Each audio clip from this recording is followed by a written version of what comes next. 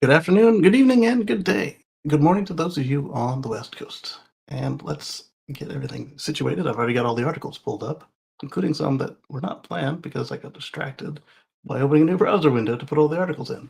So let's check out the audio and then we'll get started. Okay, the audio's there. Let's pull up the chat. Text ID, chat. Is there a button for chat?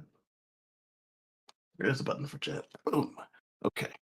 They moved my stuff again, but that's okay. It's quite move these up here where I can see you guys. Boop. It's not quite full screen. Much better.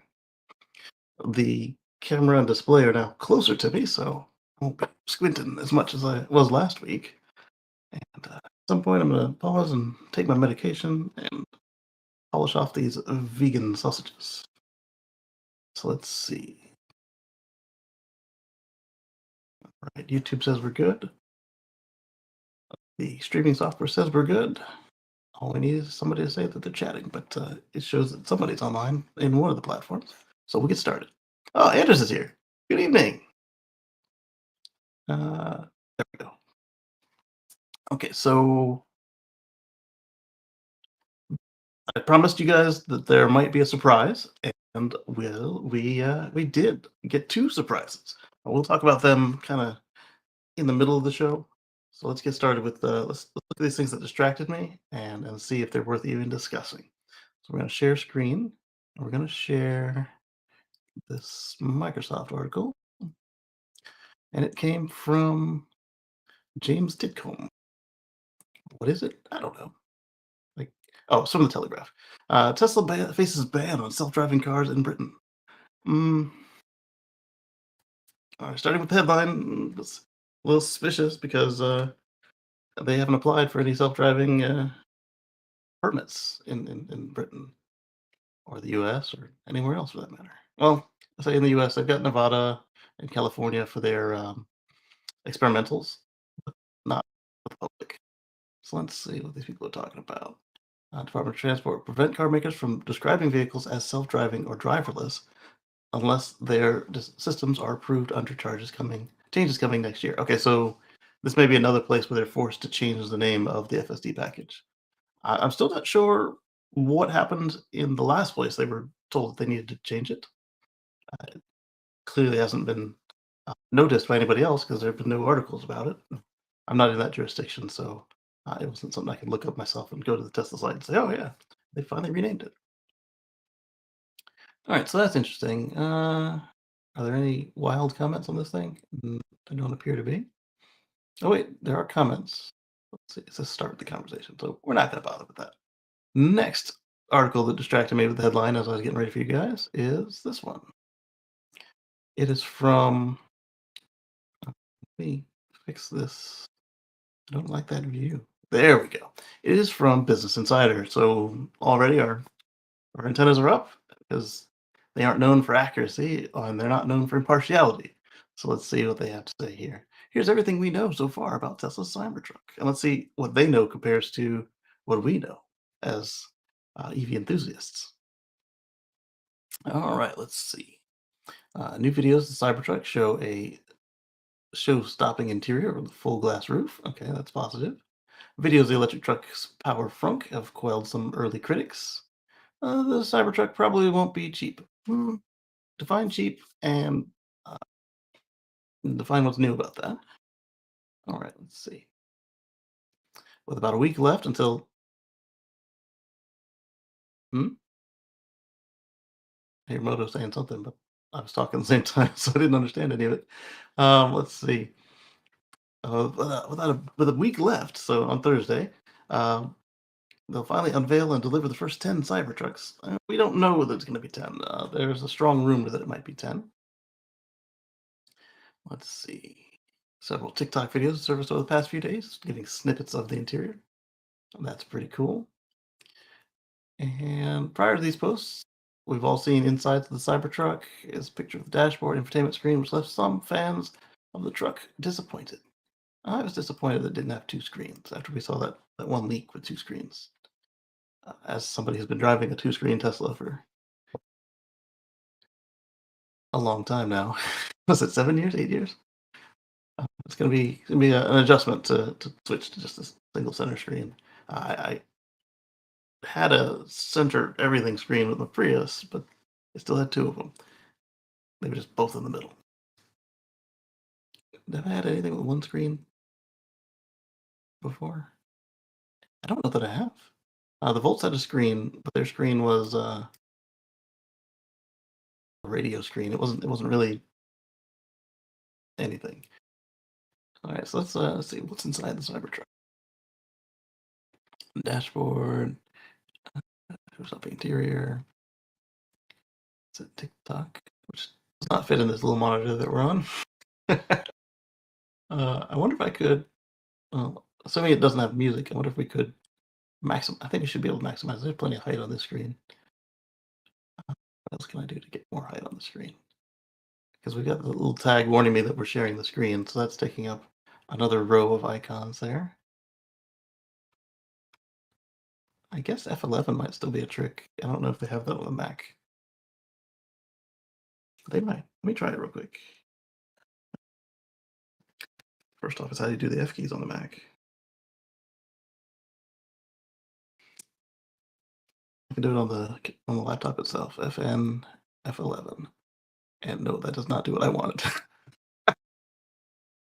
That we stole the screens off of the screen, so that was not what we wanted. I'll look for that later. Now that I've realized that we could use the extra vertical height on this browser. I could use another browser, but all of them have. I'm using Edge browser, and it has the tabs on the vertical side rather than you got another row missing on the horizontal side. Let's see. What's the deal with the frunk?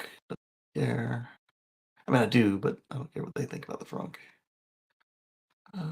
What do we know about towing capacity? So we've seen leaks showing 11,000 pounds on the sandwich board, showing with the exoskeleton. Um, and I say it that way because they had a typo on the first sandwich board that we saw. And they spelled it skeleton instead of skeleton. And let's see, how much will it cost? I don't know. All right, so like I thought that was kind of a waste. Sorry.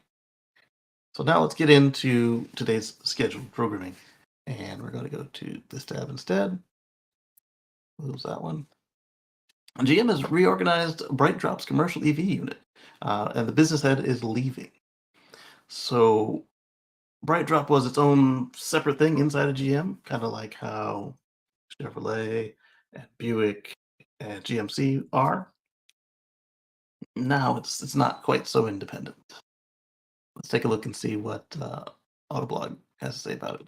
And for those of you who don't remember what BrightDrop is, this is the BrightDrop Zevo 600. And they also have the Zevo 500, 400, which is the shorter one. And that, I may have been wrong, it might be the 700 and the 500. Either way, this is the big one, and then they have a small one. And let's see. Travis Katz is leaving, and GM is reorganizing BrightDrop to make it less independent, reduce costs, and I'm assuming that's either why he's leaving or they're doing that in response to him leaving to kind of keep it up. GM said he's leaving at an unspecified date, but did not elaborate on the reason for his departure. They started in 2021, and they're no longer going to operate separately. When it was first launched, officials talked about BrightDrop as a startup within GM that had operational freedom.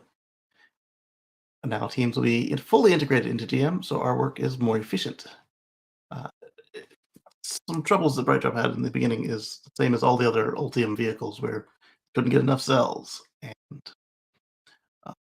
that alone, when you're making a fully electric vehicle with no hybrid and no gas option, not having enough cells means that you can't make the cars hit the street. So that really messed them up in the beginning there.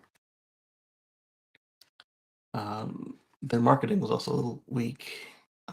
Put in several requests for contact, and I didn't get any response from them for 2 years. 2 years. So had I been running the kind of small business they were looking for, I would have already bought something else, like the Ford or one of the conversions. Let's see. Let's see. We've got in 2021, they were expected to have revenue top 10 billion by 2030 with 20% profit margins in the low 20s. That didn't happen. And GM said it intends to build up production of BrightDrop Zevo vans, which is expected to resume next year and will be supported by the launch of uh, the Ingersoll plant's new battery module operations. So it sounds like they are kind of paused or stopped right now if it says they're expected to resume next year. Thought they had said something about having come back already. We saw that they had paused in Canada, and then I thought we saw something come back, but it might have just been deliveries from what was already built. Hmm. BrightJump idled the Ingersoll plant in October due to delays in delivery of battery modules that power the fan. So I don't know if you can really blame this on the guy, because if GM just can't get batteries for any of their vehicles. In 2021, he described himself as a non-traditional person to find in the automotive world, said that GM had given him a lot of leeway to set pricing and business strategy. Apparently, nobody at Autoblock wants to talk about this, which is fine by me. Let me grab a little sip of some tea here, real quick. First, remove the tea bag. Put it on the plate there. How's everybody's morning and weekend so far? All right, got that handled. Now, we're going to share this tab instead. Solar-powered Japanese tiny van Puzzle has been unveiled ahead of North American sales. So the Puzzle is kind of a K car. Let's take a look at it. Isn't that cute? It's very utilitarian. It's got a kind of like a iRobot-y, Tesla Optimus kind of. It's cute, and like all other K cars, it's actually quite practical, and its small exterior kind of doesn't really prepare you for its large interior, comparatively large interior, obviously. It's got one of these, like my Model X. The mirror is so far down the window, you've got a little runner. All right. Um, let's see what Electric says about this thing. You may have heard of the K cars. Yes, we were just talking about them. Allows for much smaller and lighter cars and trucks to operate on the roads for decades. These regulations have helped spawn some of the most interesting and cutest miniature vehicles on the road. Let's see. Now, Japanese automaker plans to bring its own K car to the US. Those are always fun when you bring the K cars from Japan to the US. They either sell really well or they die on the vine, depending on what you're presenting. Let's see. Meet the Puzzle from HW Electro. It's less of a K car and more of a K van. Yeah, the K vans are a thing. K motorhomes are a thing. K trucks. We do have a lot of K trucks throughout the country. We typically treat them like NEVs, and you'll have them on large corporate and government campuses, schools, but not so much on the road. We do have them on the road, but it's when you look at what we're driving for trucks, and then you look at what we're, the K car is smaller than a regular car. It's not the most popular option to put on the public roads here, but it happens. Let's see. They got their US unveiling last week, signifying the brand's plans to enter the US market. According to HW Electro, commercial sales of the Puzzle are expected to begin in 2025. In other words, we've got some time to wait. Look at it. Look at that. This would be a nice little around town delivery vehicle, that sort of thing. Let's get some stats on this thing. Oh, it's solar on top. Wonder if that recharges the main pack or just the accessory battery. Well, it's so big that's a little bit much for an accessory battery. We saw how small the one on the Nissan Leaf was for the accessory battery. It's not their first rodeo, even if it marks their initial targeting of the US market. Really. They started with the Elmo series. I'm curious about. Let me open that in a new window and see what it looks like.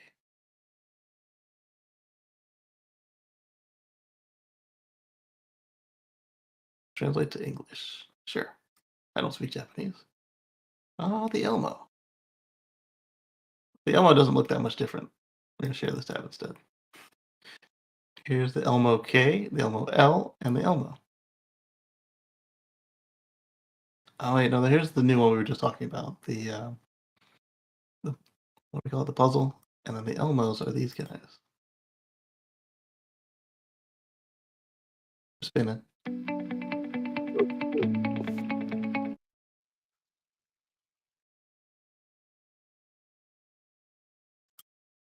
All right, let's go back to you guys. Share. I had a silent page, and I didn't think they would just start playing music on me. There's the Elmo. Also kind of cute. I'm mad at the autoplay music, so I'm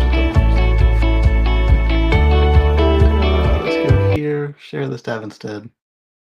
Close that monstrosity. How do I do that here? Gotta find it. Then close it. I'm mad. Okay. They have the Elmo, Elmo K, and Elmo L midsize vans. Oh, so they're bigger than this. And let's see.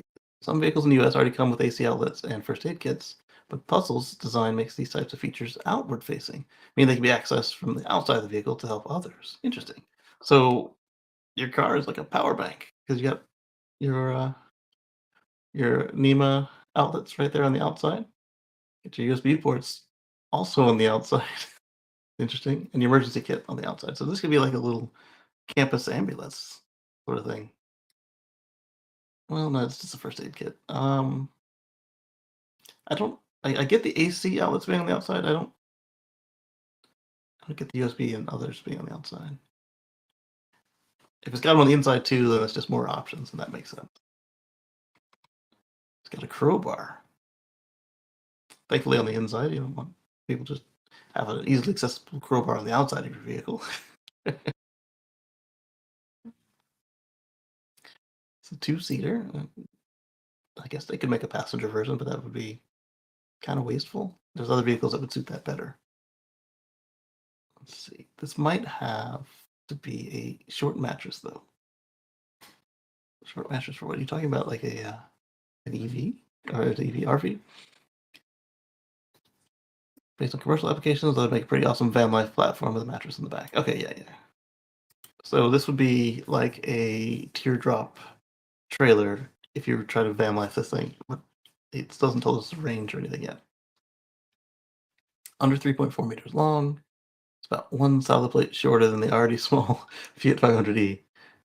Oh, you're Canadian. You're supposed to be able to use something other than the American aversion to measuring stuff. Oh, let's see. We've got compared to the measly 180 liters of storage space in a Fiat 500e, the puzzle looks to win that cargo competition handily. It's a square cargo van. It did better.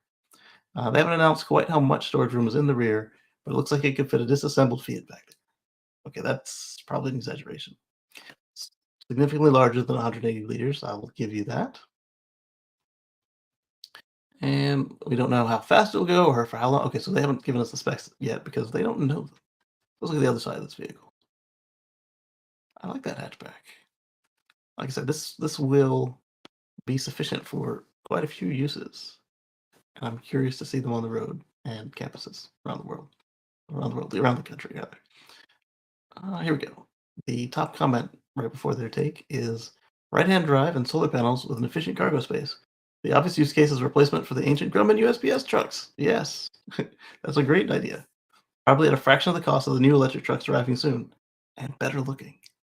And with it being a K car, you still have the reason for that like squat nose thing they've got on the new one is for visibility and pedestrian friendliness. The K car comes with that without looking ugly. Uh, might be a good utility vehicle for small communities and everything from parking enforcement to maintenance work. That's yes. My mailman just got his Grumman LLV replaced with the Mercedes right-hand drive microvan. What's a microvan? It's smaller than a minivan.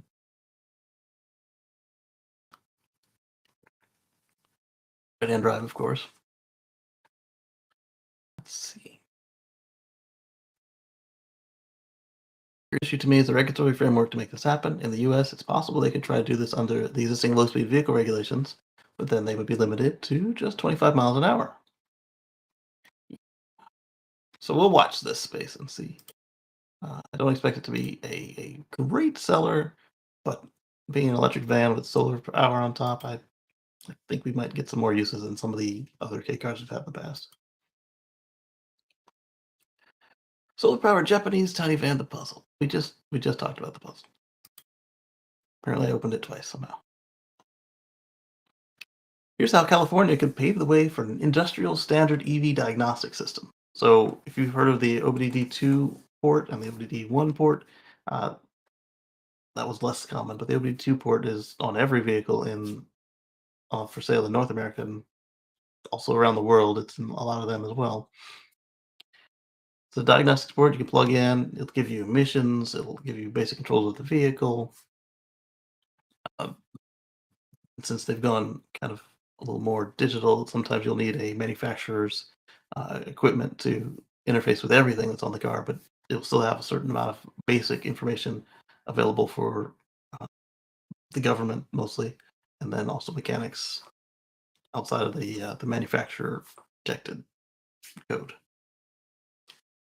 Because that's a lot of emissions testing departments will just read what the car says for itself. Next.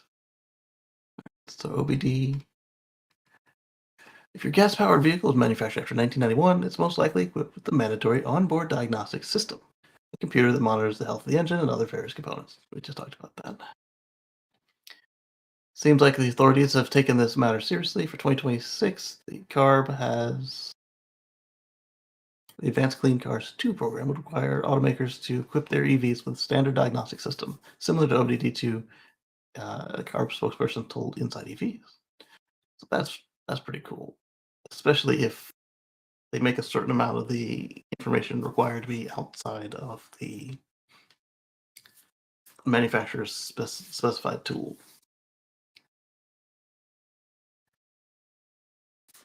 Traditional powertrain components, blah, blah, blah. It's the same connector, same communications protocol, but it's not OBD. So then what is it? It's the same protocol and port. How is it not OBD? Why not call it OBD3? But he said it's the same protocol, so it doesn't need to be called OBD3. I guess it's just the requirements that they push more of the stuff you need outside of the. Let's see here.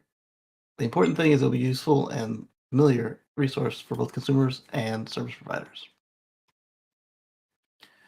The requirements include a driver accessible display of the battery state of health, like that, and charging speed requirements. So it's more regulatory than technical. Provide independent repair shops access to the same information and tooling as franchise dealer networks. So they are pushing more outside the box. Good. These regulations are specific to California, at least as of now. So see, the thing is with that, you're looking at the world's fifth largest economy. You can make a California specific version, but oftentimes it's easier just to make all of your stuff comply. So we see that a lot, except for like the emissions, because the catalysts required to meet California standard versus the rest of the U.S. You can save a lot of money by not per car by not putting in as much platinum and rubidium, etc., to deal with making the car California compliant. Some of them it's a completely different car. Some of them are not offered outside California, and others, if they're depending on the economics of it all, they'll just do the same car nationwide or the 48 states, I should say, because sometimes Alaska and Hawaii get cars from other regions. Puerto Rico often gets cars from another region. It might be more of a Jones Act thing, though, where you can't stop at two consecutive ports if you're not a U.S. flag vehicle ship.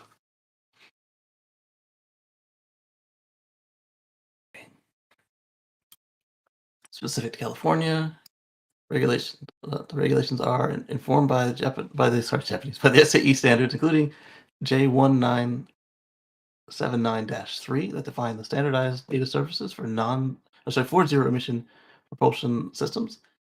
The requirements only apply to California certified new zero emission vehicles starting in the 2026 model year. So you've got time to get this together. Order the components, program the computers. Question is who signs up early and is ready early or partially ready early. Title 13, Section 1962.5 of the California Code of Regulations, outlining the data standardization requirements, states that 40% of a manufacturer's 2026 model year ZEVs and BHEVs need to meet the requirement. From 2027, 100% of the ZEVs and PHEVs must have the standardized diagnostic connector. They already have to have the connector from 1991, but meet the rest of the standard is clearly what they're going for here. 7 of the 17 states that follow California emissions rules have already adopted the Advanced Clean Cars 2 regulations. So that means that of the 25 or so California emission states we have, 22, it's darn near half the states now. 17 of them are already also going to be on the same schedule. So that's further incentive for them to just make the same car nationwide. The traditional OBD system. Oh, enjoy Journey says happy Saturday. Oh, Lee's got a new name. Looking forward to the show. Hello, Lee. All right, so I think maybe do two more stories, then we'll share the first of our surprises. All right, so 17 states are going to follow. The new rules cover the battery pack, power electronics, charging system, and thermal systems, according to the report. Great. That's all been a little bit harder to get at. When traditional OBD system detects issues in your gas car, it triggers a warning light on your gauge, such as check engine light, as a clear signal for you to get your car inspected. This not only alerts the driver, but also assists service centers in promptly identifying and resolving the problem. And on those OBD2 cars, it might not always give you the exact what's going on because, like I said, manufacturers moved a lot of it to their own diagnostics tablets or interfaces. Depending on what's wrong, it's probably still a common enough code that you could go down to the auto parts store and they could read it for you for free and say, "Oh, you need a new gas cap," or "Hey, your coolant's getting low. You want to buy a radiator cap from us," something like that.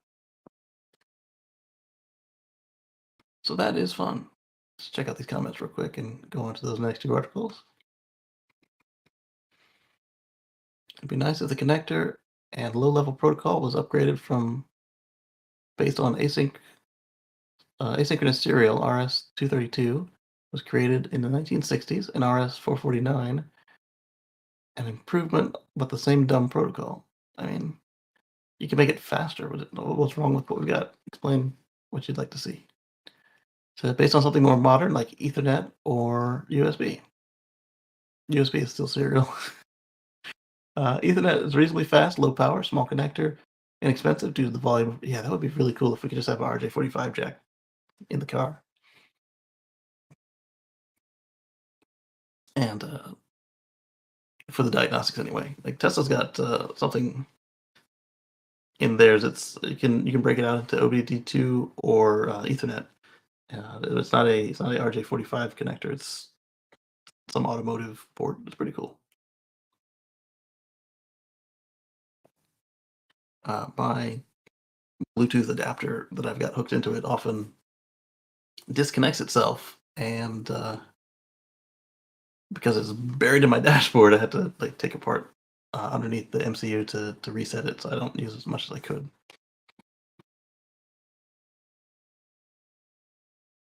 Like CCS and building a new standard on top of a bad old one, J1772.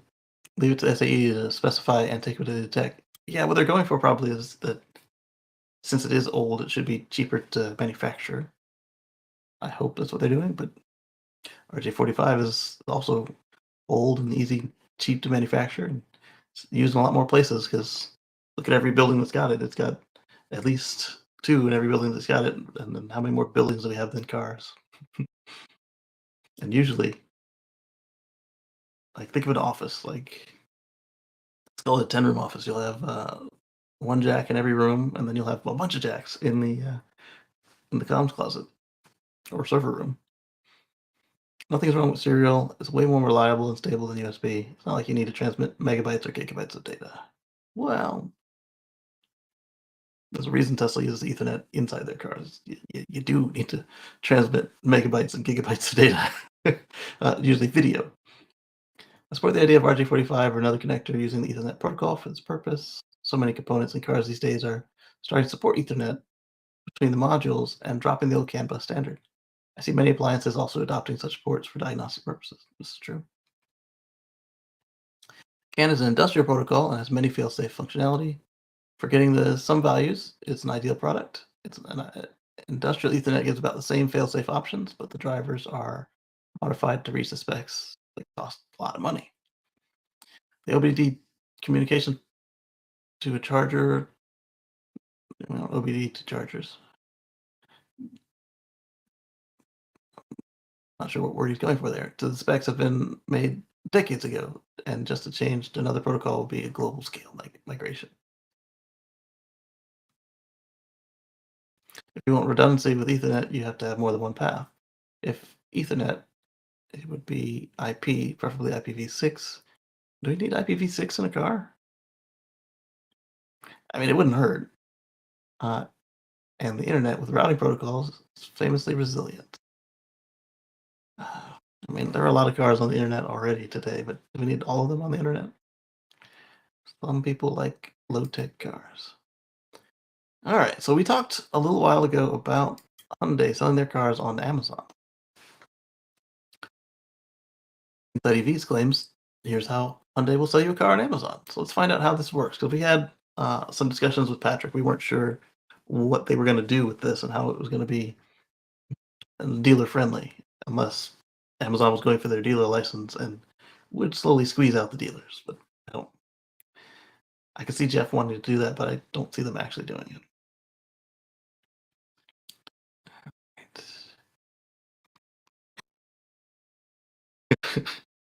It's like a graphic I would do. Just paste an INEC 5 up against the back of the Rivian delivery vehicle. Sorry, what do they call it? The Rivian commercial van, something like that. They renamed it. I remember that. Starting next year, depending on where you live, you'll be able to buy an Ionic 5 or add an Ionic 5 to your usual cart full of home gadgets, books, and watches on Amazon. And Hyundai Motor America CEO Randy Parker said the automaker has about 150 million reasons to give this plan a shot. I mean, you gotta try something new to get new results, right? Told him at the auto show he added many millions more in America to visit the e-commerce store each month. Huge audiences lap into it. It's a good partnership to try and revolutionize the industry. And then apparently at the show they had a big Amazon box. A car drove out of it. Partnership will mean Hyundai shoppers will be able to use Amazon to search for Hyundai cars in their area. That's not quite what Amazon people are used to. They just want stock, not local stock, including gasoline cars, hybrids, and its growing portfolio of EVs, like the Ioniq 5, 6, and Kona EV. Check out online with their preferred financing or payment options, and then arrange delivery from a local dealership. Okay. So the dealership will clearly get their money from Amazon. I wonder if this is going to be Amazon style or car dealership style here. It sounds like you're bringing your own financing. If you want to add accessories, insurance, financing, it's an end-to-end car buying experience, 100% on the platform. All right. It's not quite, Tesla buying, but it's good enough. But if you want to go kick the tires, you'll still have to be going straight to the dealership. So that part right there is what are the dealerships going to do to prevent from becoming showrooms like Best Buy when Amazon kicked in. Circuit City didn't survive it. They tried, but they did not survive it. But if you really want to go kick the tires, you have the option to go straight to the dealership. There's an Ioniq 6. And the dealership component of this is important because Parker said, I don't want people to think this is going to be a direct selling from the automaker to the consumer. It's not. So it's a middleman on the middleman. It's based on the consumer's zip code, and that will tie them to the closest Hyundai dealer. To the consumer, it'll be seamless, and that's what is most important. So then the next question with that is, will you still have the stupid dealer decal on the back of the car if you don't want it? Uh, I, I put it on the cars that I sold, but I did not allow it on the cars where I was not a car salesman.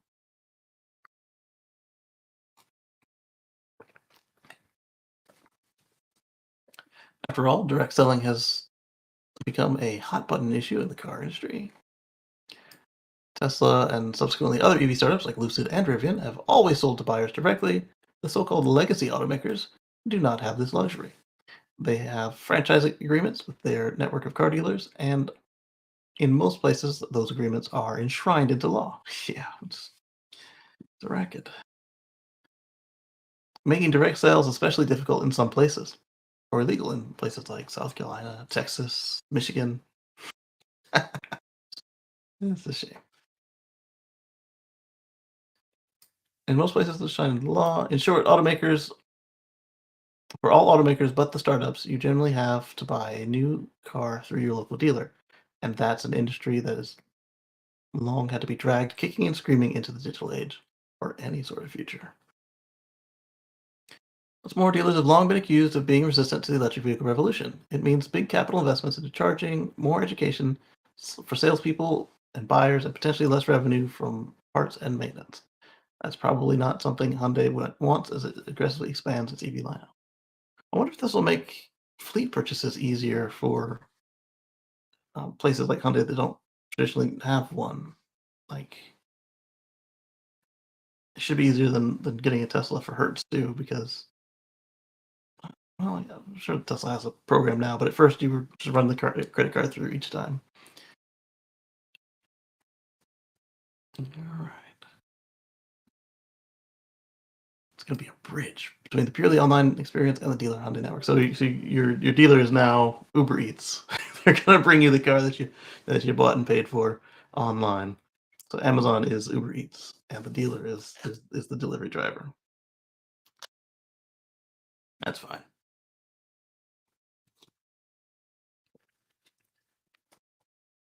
Everybody wins.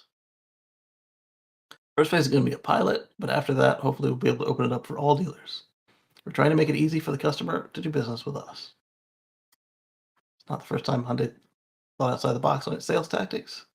Its Evolve Plus program offers month-to-month subscription. That's the same as the Cadillac system too, where you get a new car every month because you're just renting them. Cool stuff. So that's even more exciting, and it answers a lot of the questions we had. Let's check out the comments real quick before rolling on. It's a great idea. So if I want to buy 2022, 2024 Venue Sport SE, base model, no options in blue or green, definitely not gray. MSRP with freight is the cheapest they've got. If I go to the dealer, they're gonna have to try to get me to go for test drive for a more expensive model or the same model with all the option packages. I do not want in gray because it's the only one they have. It's true, I can decline those other options, put down deposits, but I have to leave the dealership, come back a few days later, a few weeks later rather, take care of the financing, all the paperwork, going to take 2 trips, a few hours. Salespeople are gonna hate me because I'm such a cheapskate. I'm not buying. We don't hate cheapskates. We hate the cheapskates who uh, take a lot of our time when we spend with other customers. That's what it was. Cheapskate's easy. Boom! I know what I'm gonna get on the sale. Here it is. Have a nice day. Um, I'm not buying what would make them the most money, no matter how hard they try. Now, if you try to take care of all the financing at home, where I can decide how many month duration for the loan would best fit into my budget while not being in a high pressure situation where people are waiting for me to make a decision, just go to my dealer and get the keys, and then they unload it from the truck. No, no, no. From what I'm understanding here, they bring it to your house, so it's even easier than what you've just described. Ah, we've got a lot of comments. Let's take a look, guys. Uh, oh, it's mostly comments just repeated themselves, but that's okay. Good day, y'all. From High Voltage and Performance. Marcus with EV Smoke. Good to see you. Let's see. What am I to gain by buying from Amazon? I can go to the dealer and have someone assist me face to face, provide the details on the vehicle, negotiate a price, and perhaps take delivery on the spot. A vehicle is a major investment, and I want to deal with someone who knows the product really well. And that's why they have dealers. You can do that if you want. Look at that. It's a win-win for everybody. Uh, I've yet to meet a car salesman who knows the product as well as you haven't met me, Bo. You haven't met me. I'm sure there are a few out there. The vast majority are clueless. Yes, that is true. I'm sure there are a few out there. The majority. I would. It would be disingenuous for a salesperson to announce to a prospective customer that the company is using the constricted supply chain this month, and the factory will only manufacture the upscale models for at least 2 years before the unoptioned cheaper models will be produced. That's not how they work. I mean, it would be in their interest to do that, but it's just not what they do. Upsales is the name of the dealership game. This is the whole tranche of salesmen. We actually, we actually would actually try to put you in the cheapest model that we could get you to buy because it was less teaching you how to use every feature in the car. There was less friction with the financials if you paid cash or if you were financing it because the less money involved, the easier it was to push through. And of course, we would try to do it at the highest price possible so that there was more profit. Uh, there were certain customers that you'd want to kind of just load it up, but for the majority of customers, you'd want to start like one from the bottom, somewhere in the middle, and then calibrate that to what they want to see in a car. Upsell's the name of the game.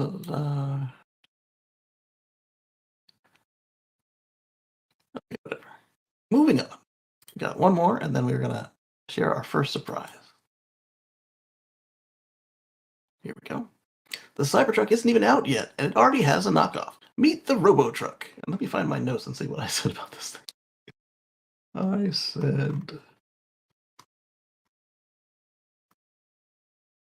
I support more options, but what even is this? That was my quote from the notebook. So, this thing, the Robotruck.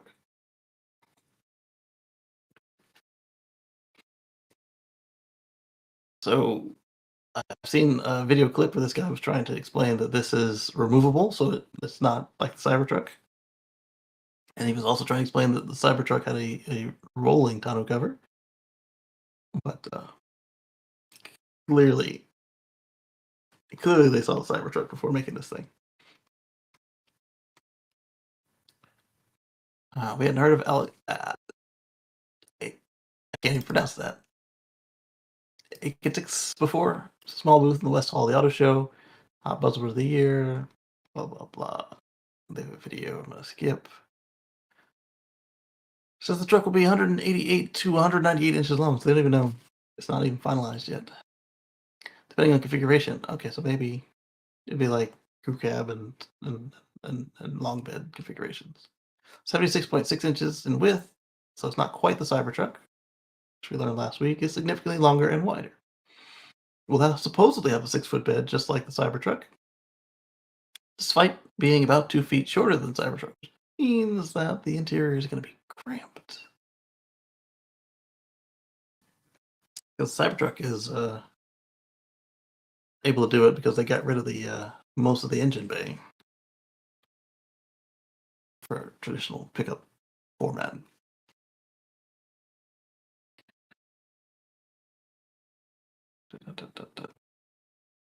I just wanted you guys to look at this thing. That was basically all I was going for here. What do you think? Aside from like this is what they're presenting at the auto show. Usually, you bring a good one to the auto show. Top comment: It's actually impressive they somehow managed to build a vehicle with worse fit and finish than the prototype Cybertrucks. He didn't say that part prototype, but those were the ones with the fit and finish issues. All right, interesting. I don't know why it doesn't have a spinner. They used to have a spinner on this side.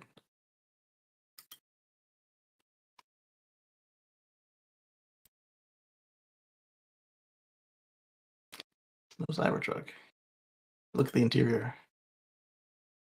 That's clearly an old GM steering wheel. Your center screen appears to be a swivel tablet. Kind of just paste it on there. Your gauge cluster is uh, that. Doesn't look integrated at all.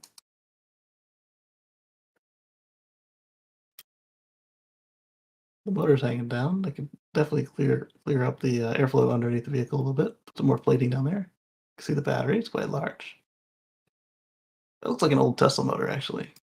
Wouldn't be surprised to see that on there. That that looks like an old Tesla large motor. Look at this. Something is scraped off there. I wouldn't be surprised to see it's an old Model S motor. Come on. That's where Tesla keeps their sticker. I would not be surprised.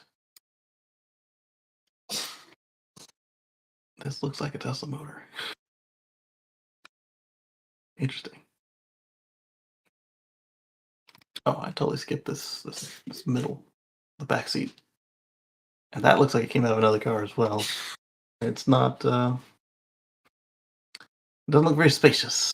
Let's just say that. Doesn't look spacious. Whoever told you says, okay, I'm not mad at new ideas. Let's see where this goes. Yeah, I'm not mad at new ideas at all. I want to see more. I want to see other companies succeed.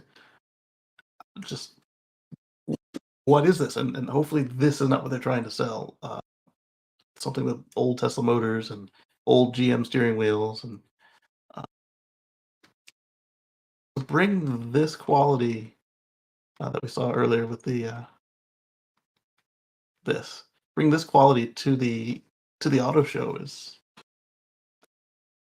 if, if this is your best one, I don't know. Don't know. All right, let me prepare the first of these surprises. Let me move the screens around a little bit here.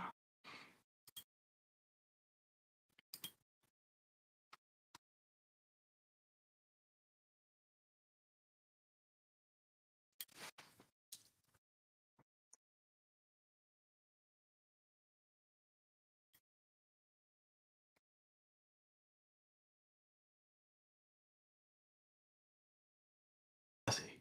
Movies. Let's get the movies for now.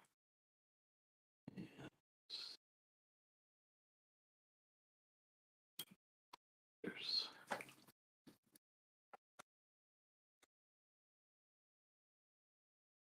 all these pictures are safe.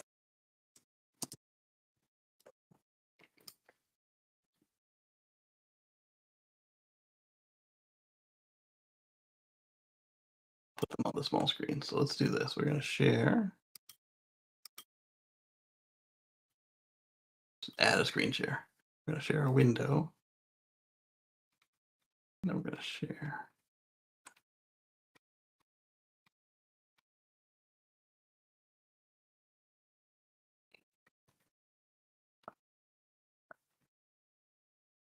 Let's see the picture of what I'm trying to share with you guys.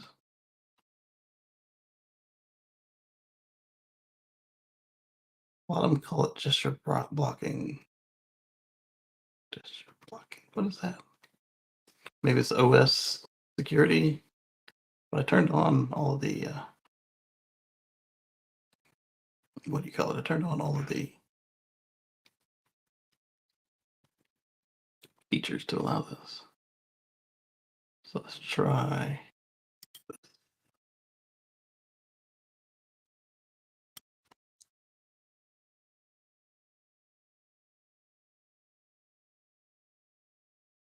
All right, so that's working now, but I still need to be able to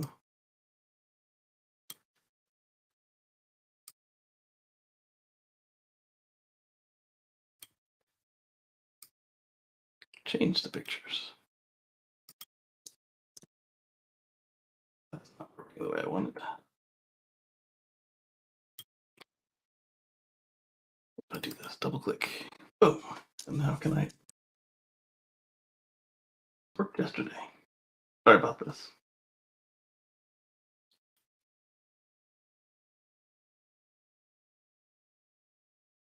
Open with an app. This should do the trick. All right, so we won't use preview. We won't use. Oh, we use Microsoft Photos on the Mac. I know how to use that one. All right, so let's give the virtual machine a minute to start up. And let's go to another article while that thing turns on. It shouldn't take that long, but it could need an update. Oh, I see. I had to close this over you. Share this tab instead.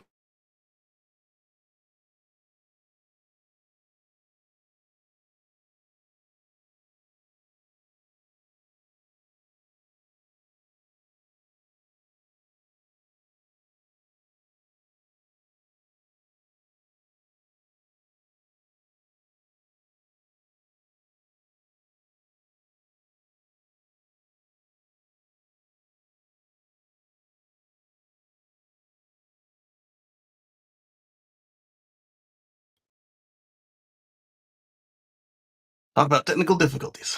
I just crashed the whole browser. All right, let's find the YouTube monitor. Make sure that one's still got our stream.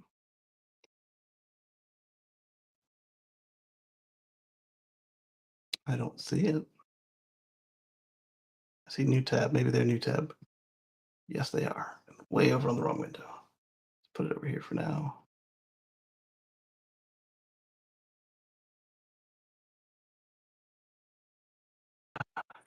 Just want to resize the window. Come on. Okay.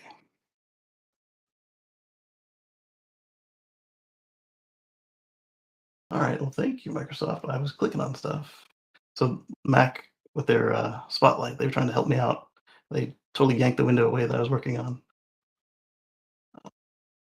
Right, so there's YouTube, and we're still connected. That's good. Access files managed by the server. That's fine.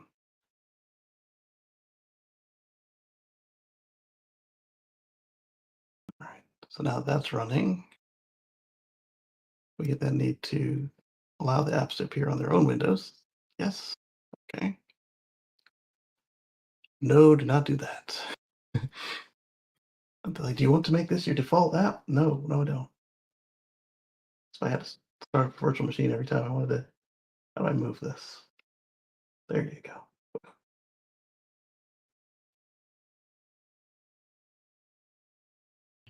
Come on. No, I don't want to maximize it because then you guys won't be able to see it on the screen because this monitor is super wide.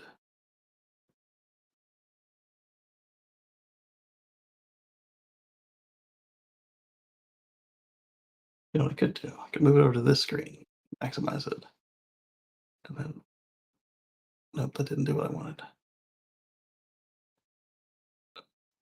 Trying to get my there it is, the little resize arrow out. There we go.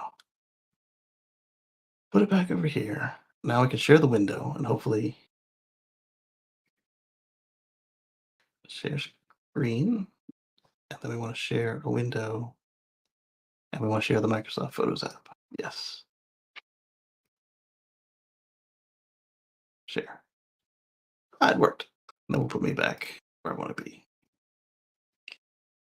I guess not. We'll go over here for now. All right. So in my thumbnail photo for this chat, I put in a picture of the Matthews showroom from a couple years ago. And I said, it's a hint. Here's our hint. I went down to go see the Cybertruck in Matthews. It was nice. It was not a religious experience, and it wasn't. Um, it didn't warm my cockles as some so that's one way to put it. Uh, some of the folks who went to go see the Cybertruck, they had some experiences. You know the line for the movie, "I'll have what she's having." I didn't have that experience. Cobra says, Looks like the man from the Wizard of Oz. Yes, that thing does look like the Tin Man. I do not like the way that vehicle looks. Exactly. I mean, I see the potential, but and so Cobra's talking about that thing that we were talking about in the last article. So here is a shot of the Cybertruck we saw.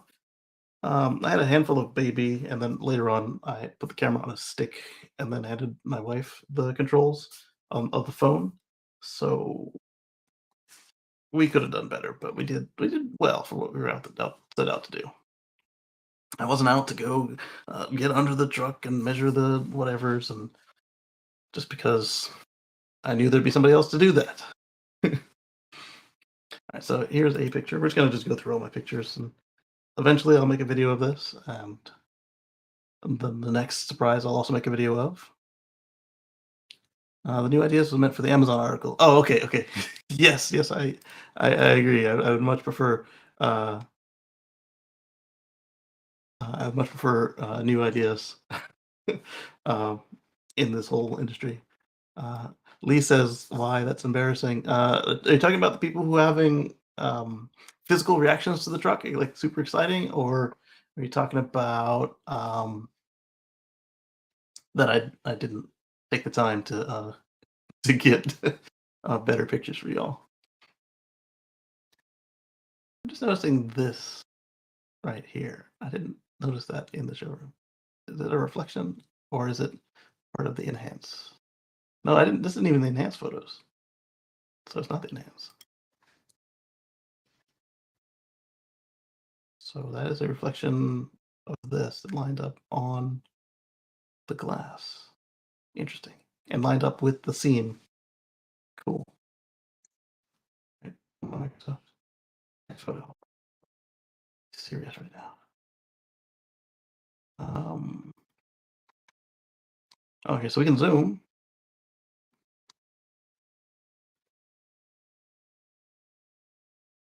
Oh, that is the hood. The hood is curved. Okay. That explains why it lines up so nicely, but that's a weird angle to take that at. How do I get the next picture though? You have access to all of my stuff. Do I need to do it from inside here? And no, I don't want you to create a video for me.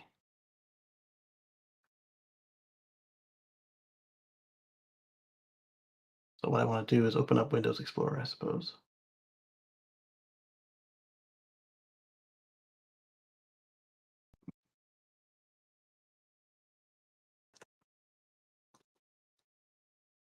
File Explorer, they call it in Windows 11. That's right. Do not help me, Macintosh. So I want my. Oh, you can't see it on this machine because it's broken. But you can get to the path, so it's fine.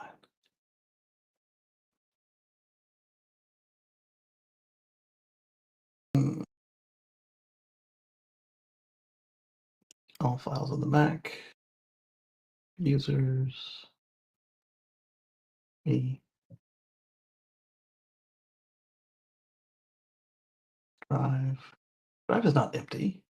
I mean, it is, but it's not actually empty.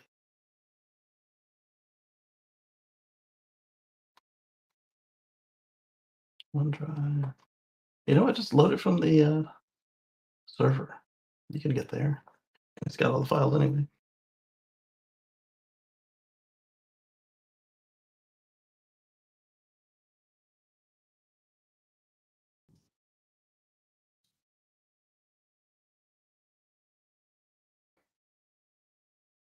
There.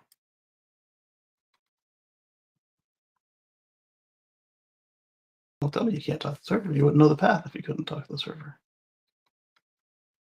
Oh,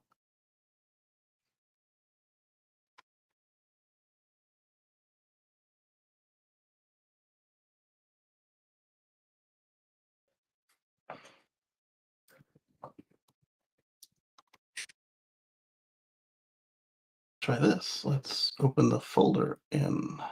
No, you can't open a folder in. Great.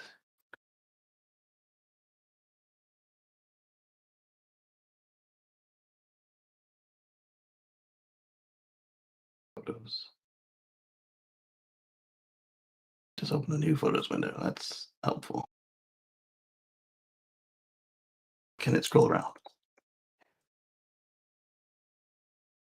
I didn't try this last night. I did. I didn't try it this way because the way I tried is not functioning. What I'm gonna do, I can share the entire screen. I just need to kind of move you guys. So minimize you guys. We'll minimize Twitter, which Twitter shouldn't even be on this window. Thanks, Mac. Ever so helpful. This one never lives on this window. All right, now we'll minimize chat. And then what we'll do is take the preview. We'll close Windows Photo since it's not helping us.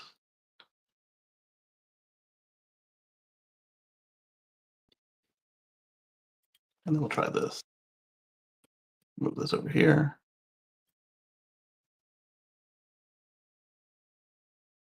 Seriously. Okay, that's better. Now,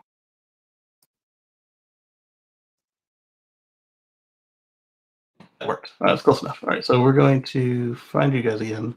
We're just going to share the screen that you're on. Of course, it opens under the window.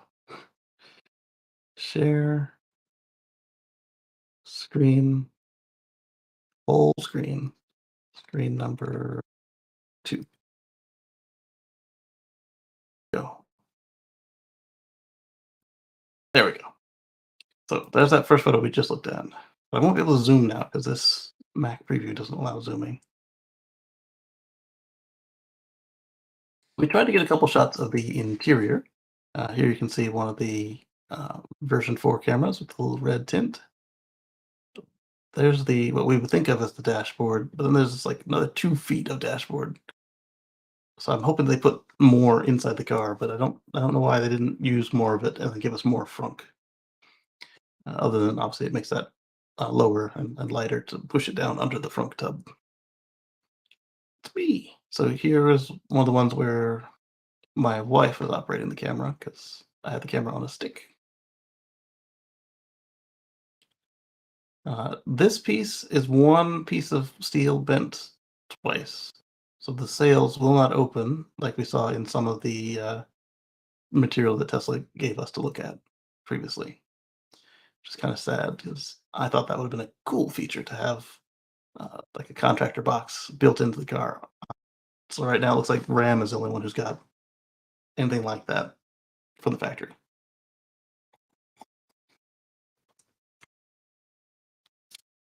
This one, I was amazed by how curved the roof of the Cybertruck is for something that is made of so many straight lines. It's the windshield edge is kind of curved at the back top edge of it, and then the top glass down to the tonneau cover has got a slight curve to it as well.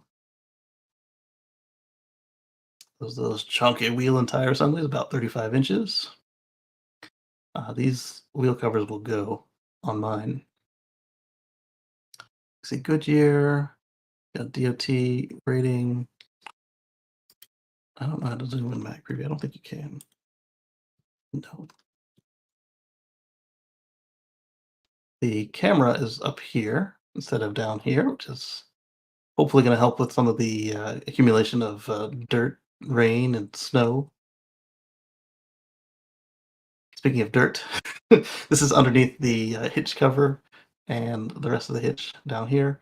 You can see that they did not get down on the ground to detail this thing. uh, Here's the rest of the hitch. It's covered up by what some folks have called plastic. Other folks have called it the diaper. And again, it was raining when it came in, but if I was showing a car at a show, I would have had either done it myself or had detail. Most likely would have detail do it because they do a better job than me. Had detail get under the car and clean under the car as well. Uh, had photos like this got back to any of my managers for a car I took and showed. where detail was available. Now, if I drove it to a program, they'd be fine, but uh, they would not. They would not. I would get a reprimand for this. Oh, it's gone. Uh,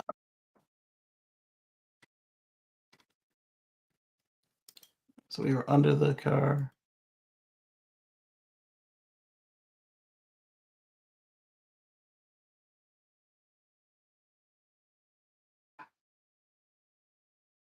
Right, so there we can see the charge port and a second gen universal mobile connector. And we can tell it's locked. Some of the other ones were also locked, but they had their lights on, and ours did not have the lights on at all. All right, let's see. Let me bring YouTube up on this screen so I can at least see the YouTube comments.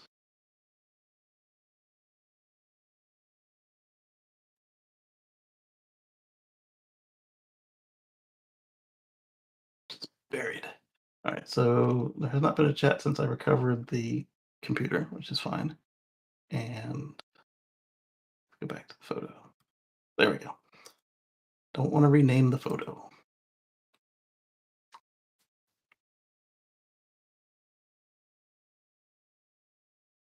It ended my screen share. Let me go back live and see. Maybe it's just old. There we go. Okay, good. And then we tried to get a picture of the top, but my wife wasn't able to gimbal it down before I moved the pole. But you can kind of see again what I was talking about, where it's not a straight line; it's kind of curved, which I thought was cool. And you can kind of see on the inside. This one's got the piping that you usually only see on the performance trims, and we can see it's got the white interior, but does not include white seats with the white interior. And then these are the door buttons to get the doors open. These are kind of large.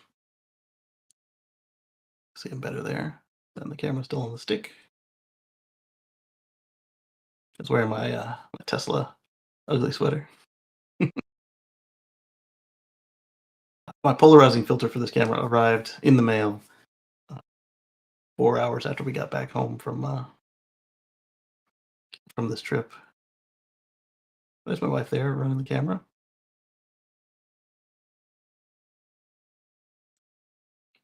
Mirrors are closed up. See a little bit of the dashboard, the screen, and the wheel yoke. Sure, Elon hates that I call it that. And over here we can see the fender camera.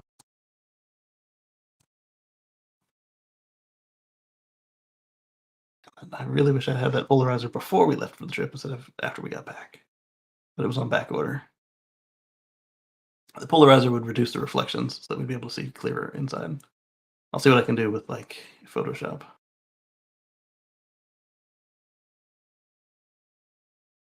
And when baby wiggles, it moves the pole in the other hand, and so that makes it harder for my wife to take the picture. And we can see a good look at that extreme rake flat windshield with the mega wiper, and then the short front.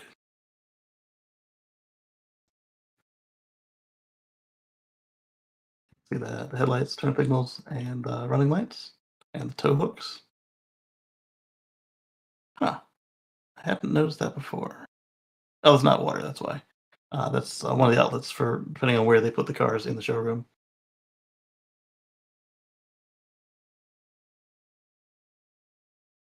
I think she got one of the front camera, which is there. Uh, maybe, maybe not. It's me. We were trying to find like this was supposed to be me holding the baby, and they weren't supposed to be there. And we were gonna get a picture for the video, but we ended up using something else because baby was done. She wanted to run off and look at Optimus Bot. She was obsessed with Optimus Bot. I'm sure we got some pictures of her looking at Optimus Bot. Yeah, there we go.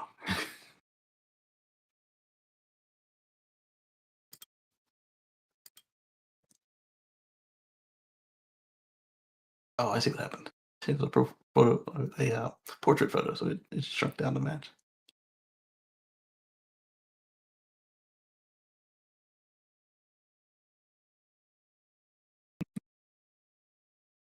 All right, so that was that one. Let's go and open up our 360 app.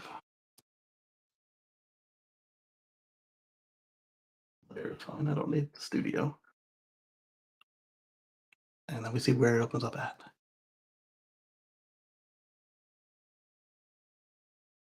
Okay. Now I need to feed it photos. Come over here. Excuse me, find that. Drag in all of our photos.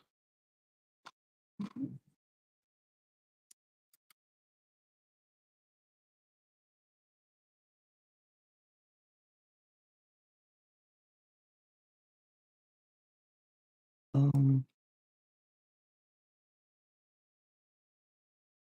why?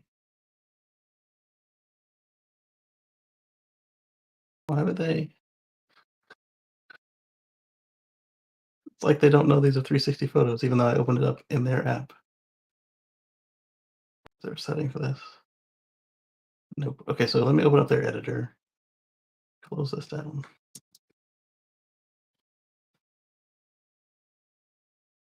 2023.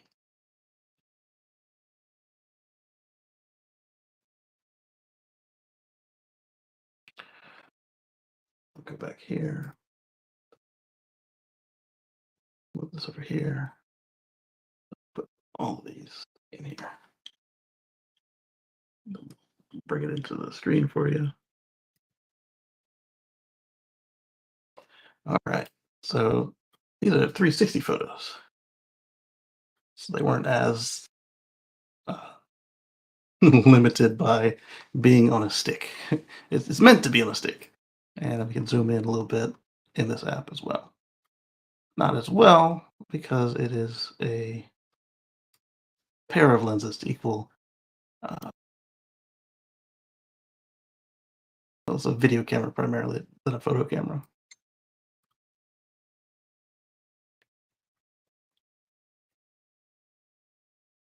Same side there.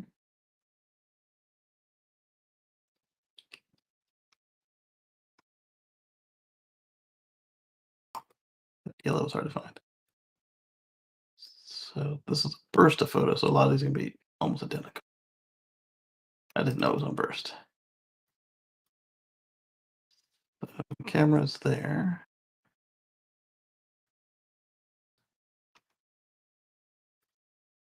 I'm glad I didn't need a video on this. 'Cause, oh, this is gonna be something else. So there we can see the truck from the front. It's quite large. It's not as large as the original looked like, but it's still large. But it looks like it would fit in the garage we have at the townhouse. It would not fit in the garage we have here.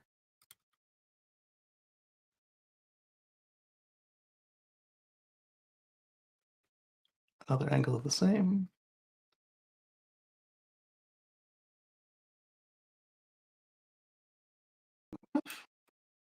There's Optimus. I guess I was trying to get this in focus.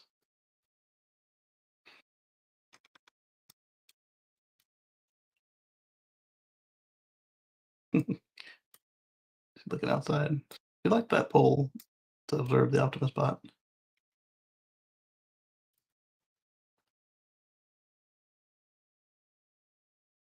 Clearly, the camera has a preferred lens that it always brings forward because we had a lens facing Optimus, and it was there looking at the Cybertruck.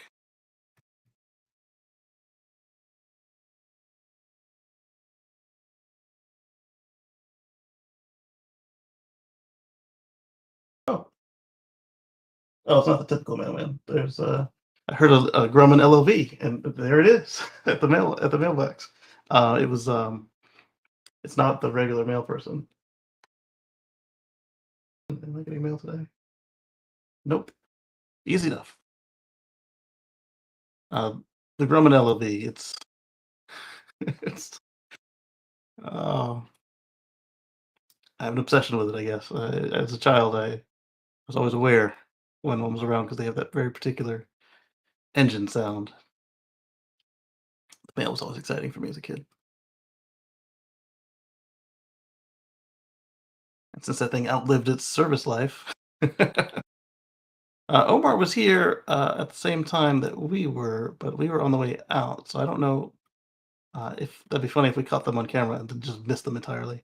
But here's what I was talking about here. You can see the camera a little bit right there. We found out from somebody else that there's a little vent right above the camera, and then we find out from Green the Only on X that there's a button on the controls coming, not on the existing Cybertrucks, but in the next update next week, uh, where you can manually wash that camera just like you can the Windows, which is cool.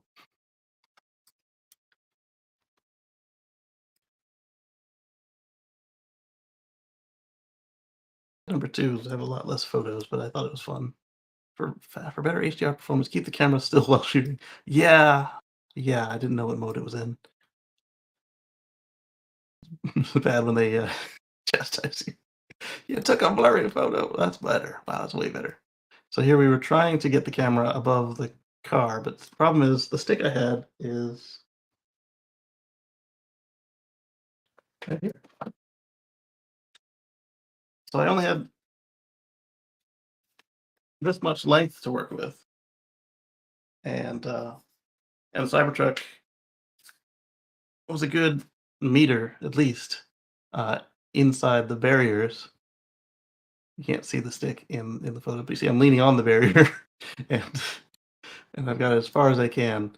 Uh, Next time, I guess I'll have to bring the longer stick. But first, I require one to find the longer stick, and two, uh, hope I don't get kicked out with it. One thing that was kind of fun was one of the um, Tesla employees saw my shirt, and he's like, "Can I trade you?" He tried to trade me his employee jacket for the Tesla Cyber sweater, which I thought was fun. I asked him if it was a large, and then he said, "I'm gonna see if I can find it at the store." So that told me that he was probably a medium or a schmedium.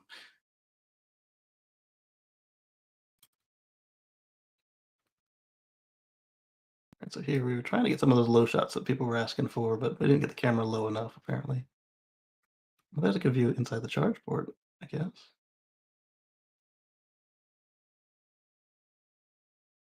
Here we were kind of bringing Moto back outside of the. She kept running under the barrier, and thankfully nobody said anything to her.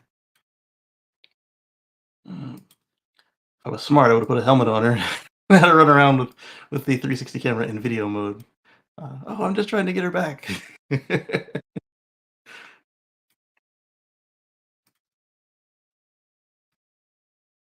She's not impressed with the Cybertruck design at all.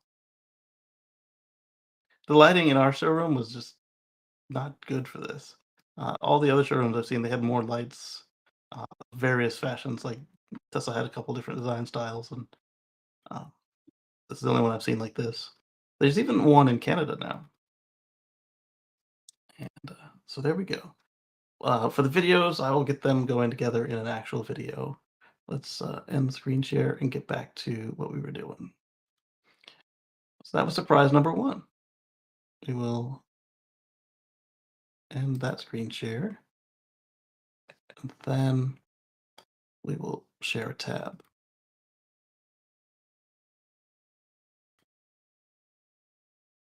Talk about Ford now. Are we talking about Ford? I don't think so. We were talking about something else first. No, we did talk about the Robo truck. I can close that. So now we're gonna talk about Ford. There we go. Let me catch up on chat. Chat is still showing okay. Yeah, my computer got mad at me for trying to do too much. Said, "You're doing the most, son. I'm taking a break." All right, so let's change this view back the way I like it. Ford has caved on EV dealer program and will cut out charger requirements. So this one was quite disappointing to me. The way I felt it should have gone when they lost this argument with their dealers, instead of saying, "Okay, there are no requirements," they should have said, "Okay, well, you don't have to install a charger, but you can't be Ford EV Platinum Plus certified," or whatever the heck they're calling it all. Um, this is, Dealers are a little too powerful over the manufacturers and the legislatures, and And it's one way to do business, but they prefer it be the only way to do business. Following changes in the market, Ford is easing changes in the market. Ford is easing some aspects of its EV dealer program. The changes involve reducing the number of required chargers and cutting the training costs. Illinois State Motor Vehicle Board has handed Ford dealers in the state a victory after claiming Ford broke the law with its program requirements. About 26 dealers in the state argued Ford's EV program violated state franchise laws, particularly the charging requirements.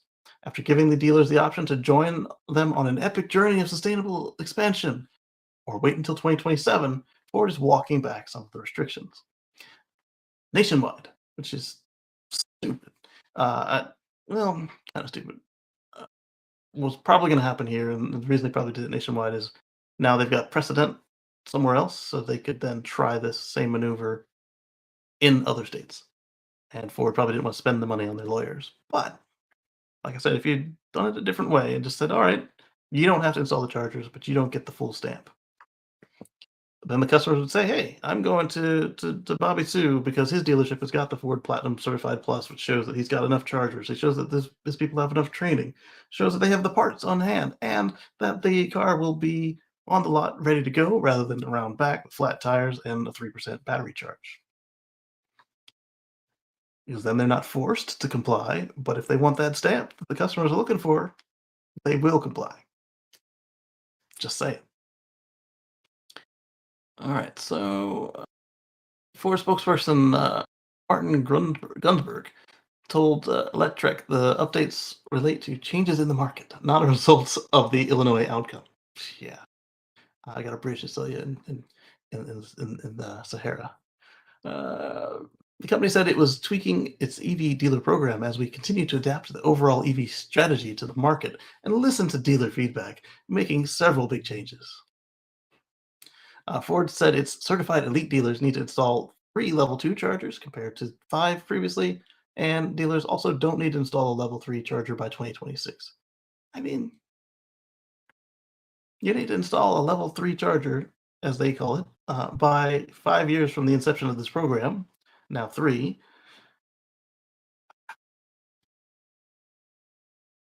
It probably also didn't help this argument they just went through with EVs and the union.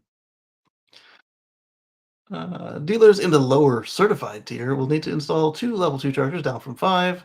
The deadline to install the chargers for both tiers has been delayed by 6 more months. They must now be installed by June 30th of 2024. Dealer training is also being cut in half to $20,000. It's from $40,000. The state board said Ford wrongly changed its distribution model.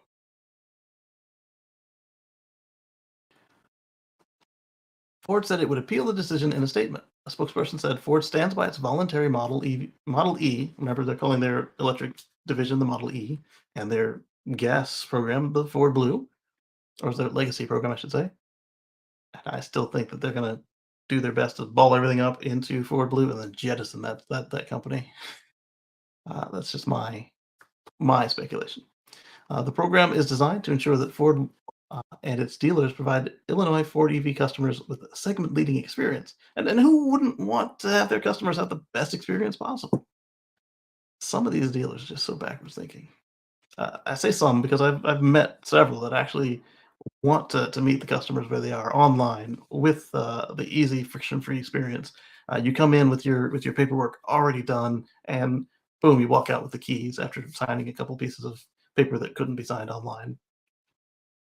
And then others, they want to argue with you for another 4 hours after you've already got the paperwork ready to go. And then they want to sell you the undercoating, and then they want to do this, and then do that, and then, oh, by the way, we threw your keys on the roof, so you got to climb up there to get your trade back. I mean, meanwhile, a judge in South Dakota has ruled the program does not violate the state's franchise laws. Well, look at that. Ford CEO Jim Farley said around two-thirds of the dealers have joined the Model E EV dealer program in December. However, not everyone is happy with the transition. Electric's comment is another reason the big three are going to have it tough during this transition. They have too much legacy baggage. Yes. Electrek's take is this move comes after Ford said it delayed several EV initiatives. Ford revealed over the summer that it would delay its 600,000 EV run rate goal until next year. I mean, they were shut down for what, a month? It also said that it is cutting one of three shifts at its Rouge EV plant in Michigan, where the F-150, but also the F-150 Lightning is built. More recently, Ford CEO John Lawler said, CFO, sorry, what? CFO said that last month the company had taken out some Mach E production. Again, when you're dealing with a strike, they can't meet all your numbers. Lawler added, we are also slowing down several investments, including making a decision with SK On, which is their battery partner, on the Blue Oval SK joint venture battery plant in Kentucky. Ford is delaying around $12 billion in EV spending altogether. The latest changes to its dealer program are another step in the wrong direction for Ford. I have to agree with Electric on that summary. It's not what you want to see. Let's check out these comments and roll on. Ooh, these comments are dark. I don't think they're supposed to be dark. Ford wanted these high-speed chargers so they could add them to their network. But who would want to go to a Ford dealership to charge? And worse yet, they probably wouldn't be accessible outside business hours. Depends on the store, and yes. Level 2 makes more sense at dealer service centers. Yes, in general, but there's a reason why all the service centers I've been to have their own supercharger as well, even if it's not accessible to the public. You do occasionally need to do a boost charge. Mm,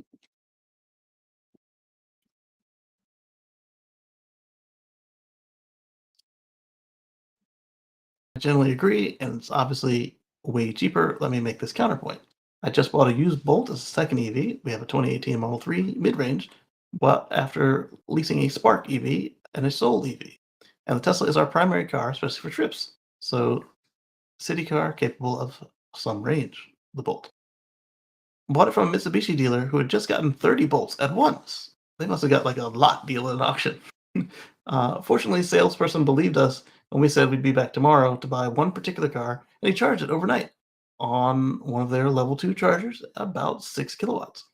I think you need at least a few fast chargers for that circumstance. Yeah, same reason that Tesla has 1 to 4 superchargers at most of their service centers. They're usually the 72 kilowatts too, but again, you need some speed, but you don't need all the speed. All right, so we're gonna look at a tweet from probably Sawyer Merritt. No, this is from Drive Tesla Canada. Breaking! Tesla has started notifying owners of the new congestion fee we told you about last month. We talked about this on the Tesla Life show, and what this is now is if you get to a station previously where if it was congested, you would notice that your car's set limit would move to 80% for the charging, and that if you had idled for more than 6 minutes after, well, it was actually any idling, but you know, 6 minute, sorry, a 5 minute grace. Uh, so anything after the 5 minutes would be charged at roughly $1 a minute at most sites.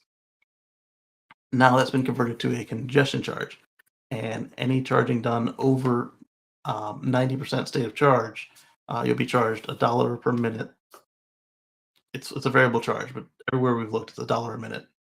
$1 a minute for every minute spent charging over 90%. So from let's call it from 10% to 80% or 5% to 80% is 30 minutes on most of their cars, and then from 80% to 90% is probably another 15 to 30 minutes, depending on the car. And then from 90% to 100%, that brings the whole thing to just over 90 minutes. So for that last portion, that last 10%, you'll pay whatever you already had to pay for the charging, anywhere from free to whatever it says on the app on the screen. In addition to that, you'll be paying $1 per minute. So if it takes you another hour to get from 90% to that's a stupid number. It's not going to take an hour to get from 90% to 100%. But if it did, you'd be paying an additional $60 on top of whatever the charge was for that 90% to 100%. So if you see the warning on your screen, pay attention to it. And they say they're substituting it for the idle fee, but I just have a feeling that if you have your car set to the 80% and then you don't come pick it up within 5 minutes, I feel they'll probably still hit you with the idle fee, even though they called it a replacement. Because the whole point is they want to get you to move so that the next person can charge.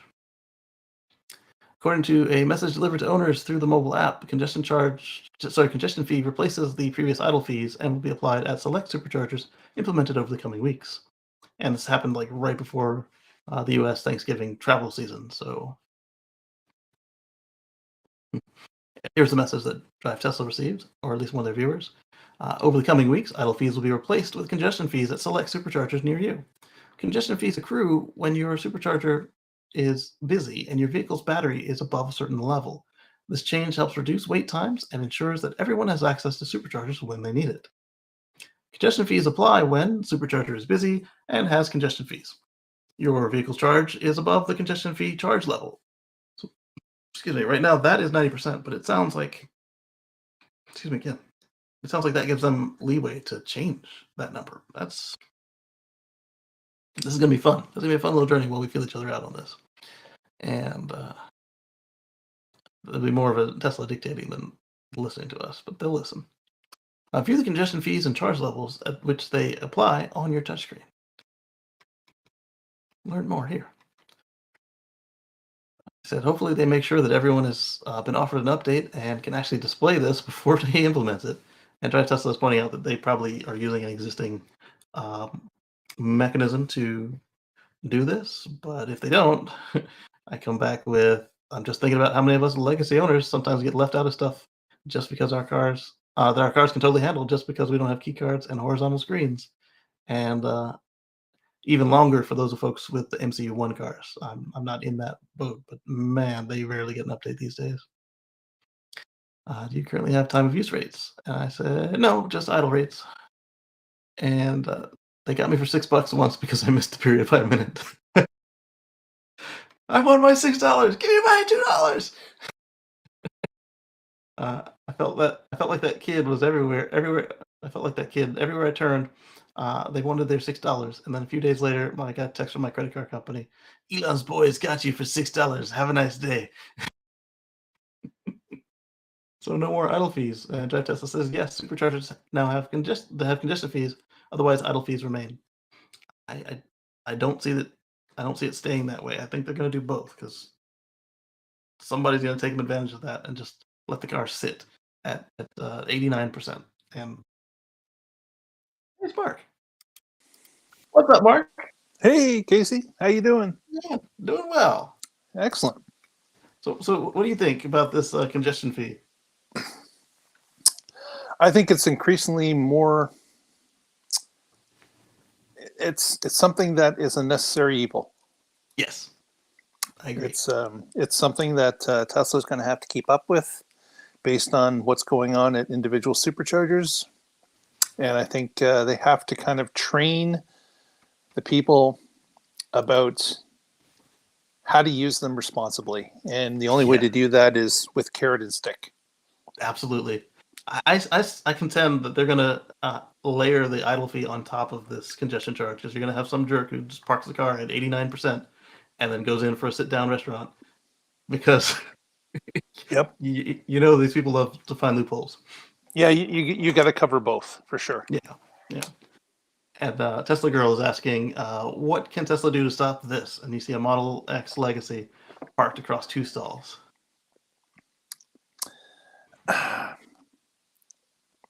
Besides maybe present drivers, maybe putting a note on the guy's car. I think it's going to be tough for Tesla to like come and tow somebody. Same could be said with someone that just uses it at a parking spot and doesn't plug in at all. I think for this one, once we get version 12 out and they get that more generalized understanding of the world, that they want to start putting in the first alphas of Tesla Bot, that your car is just going to tattle on itself. Or if your car has the upload turned off, that they're going to use other cars around you to be like, oh, we know who you are. We saw what you did. You're paying double. Yeah. I think those people are they're just conceited. The ones that just Yes. park there, like it's ridiculous. Yeah. It would be worse is if the guy isn't even plugged in. Yeah, like absolute worst. Yeah. Hmm. But I would think that that some of the Tesla drivers there are somewhat responsible to let a person know. Maybe they're Yes. not, maybe they're not well versed at parking or the protocol. And I Right. think just friendly saying, "Hey, you're over the line. You're kind of blocking two stalls there." I think Exactly. anyone could do that in a confrontational way Absolutely. and would help the situation. Yeah, because sometimes you get like the guy with the door open because he's got his foot out the window, stretching his leg. He's like, "Hey, you mind if I back up and you can open your door again?" Yeah. And usually it's not an issue, and other times, you can see the person's lining up for a fight. Try to avoid those lineups. Exactly. So did you? I don't know how far the Canadian Cybertruck demo is from you. How Oh, it's about 3,500 miles away. Oh, so yeah, you didn't go see it. It is pretty well the furthest point from Canada from me. Yes. Yeah. I mean, I went 3 hours, but I wouldn't expect you to go 3 days. Thank you. I appreciate that. So it was. I didn't have like a religious experience or anything from it, but I was glad to see it, and it was very well put together. I didn't see, other than it being dirty in places that people couldn't see without a camera. Uh, I didn't see anything amiss with it, and I enjoyed I am very that curious experience. to ask the following question of you. Yeah. When you saw it in its display showroom, Yeah. did you feel it was bigger, smaller, or approximately the same size that you imagined based on seeing videos and photos? So it felt to me that it was smaller than what they showed off initially, and we know it is, but it it didn't have that presence. Everyone was like, "Oh, it's huge." It was big.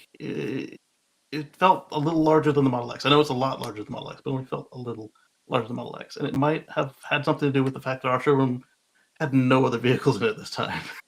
So it wasn't like you just turn around and see, "Oh, there's a Model 3. It's dwarfed." Um, but it also felt that it would fit in a normal garage, like one that's not unreasonably short like mine is. Like it's just mine's missing 3 feet for some reason. And the wheels and tires. You saw a lot of truck people online making fun of Tesla owners because they said the wheels were huge. They may not be the largest truck tires you can get, but they are large. They're not like if you go to F-150 or Silverado 1500 or 150 and you go to look at them, the wheels are bigger than that. They may not be the largest, but they are substantial. And And I like that. Hmm? go ahead. I like that the roof had a little bit of a curve to it, kind of reminiscent of my Model X. It was kind of like domed. It wasn't just straight lines everywhere. Okay. Yeah. And with the display model there in North Carolina where you were, did it have the wheel covers on or off? They were on, and ours didn't even have any of the lights on. A lot of the ones I saw, they had either the light bar or the turn signals, park lights turned on, and ours had none of the lights turned on. Okay. Yeah. Because I've been noticing the one in far away from me in Langley, BC. Yeah. They're on display without the wheel covers. Wow. Just the bare rim is there, and I was wondering if that was something that maybe someone forgot to look in the vault where the wheel covers were and didn't put them on, or if Yeah. that will maybe change over time. But I don't I think think I've seen another one that is missing the wheel covers yet. I think either like I said, either didn't look in there or they got damaged in some way.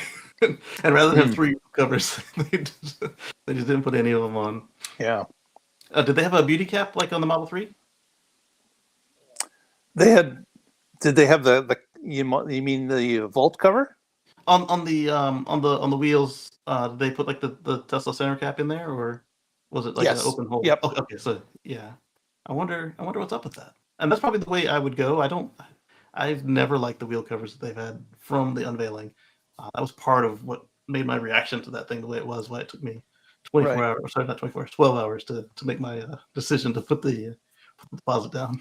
I have to say that the look of the rim on the Cybertruck, it it looks good. Like it's pleasantly surprising that it looks Yeah, good. I mean, I don't think it's Similar ugly. I just to don't like. what I liked about the Model 3 with Yeah, the 18-inch wheels. When you took the aero cover off, the yeah, rim looks really nice, it does. and It does. Beautiful. so that's a plus for that truck as well. Yeah, so I'll probably be buying the beauty kit with the lug nut caps and then the Tesla center cap. Yep. Unless one of the aftermarkets has the same rating as far as like towing and weight and all that, and looks good. But I find that like you said, the one underneath there is just beautiful by itself. Yeah. So that was congestion charges. What else did you want to know about Cybertruck? Did when looking at it, I assume there were other people in line or around it Oh when you were yes, there. yes, Did you overhear anybody's comments to themselves or to the people they were with? yeah, Did you hear surprise and shock? Did you hear this thing actually looks good? yeah. What did you hear from the crowd that So you could overhear? some people didn't have reservations yet, and so they were going home to put one in. I don't know why you had to go home instead of just pulling out your phone, but whatever. A couple of the spouses, I'd say spouses, because it was mixed gender. So the spouse that made the reservation and the spouse that didn't like the looks. Some said you got to cancel it, but some are like, I don't like it. You still want this thing? I don't like it. And others like, okay, that's not so bad. You can go ahead. And so that was it was kind of a unique um, to see everybody's reaction to it because it's still very very striking um, to see something that's designed like this. Yeah. Yeah, It's interesting that did you get there at opening or was it it was really close part to way? opening. We had aimed to be there at open, but our vehicle doesn't go as far on a charge as it used to, and it was kind of windy and cold, so we Okay, had so you to. were if a few minutes late. Yeah, we were about 30 minutes late. We had to supercharge, and the And supercharger. was there a good crowd at that point? Yeah, yeah, it was. I want to say about. Let's look at the picture again. We had a good couple people in the showroom. Um, let's see, Insta. And there it is, and then we will drag these in here, and then I'm going to share screen once it picks one, and we'll just look at the showroom instead of the truck.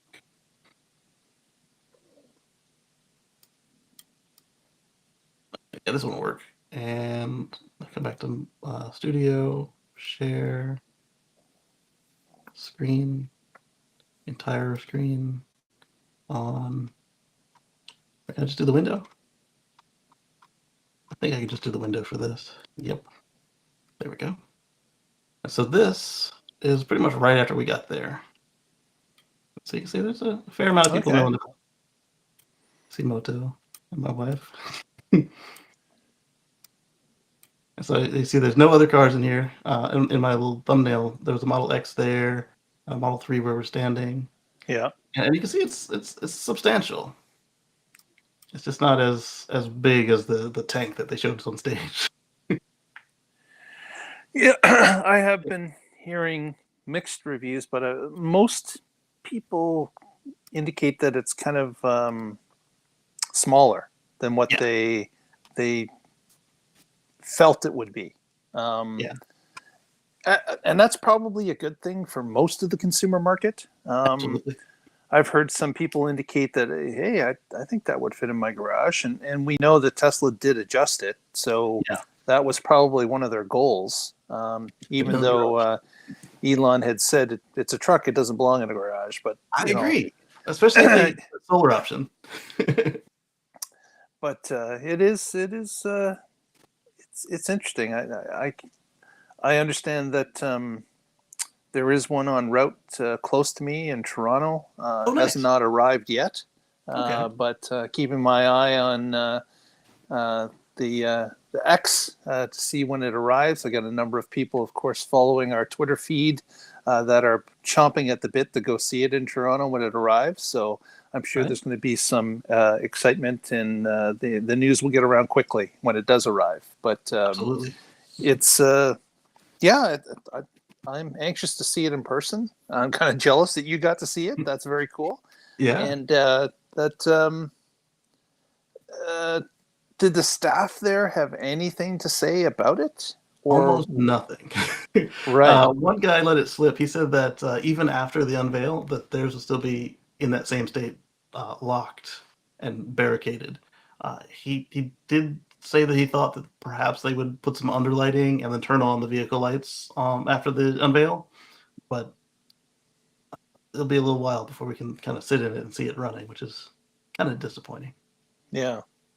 I can understand them not wanting to show that before the unveil. I get Yeah, that. that part.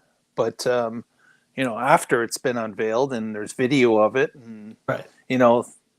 maybe a day after, I would think they would start to open them up, or at least have one of the doors open Right. and Even still still have in it the roped barrier. Yeah. off. Yeah. That's fine. Yeah. Have one of the windows rolled down, have the vault cover up, and then Upper later in the halfway. day it's down. Like I could definitely see why they would do that, but Yeah. to say that it's just going to sit there statically, all locked up for the next week, that's kind of weird.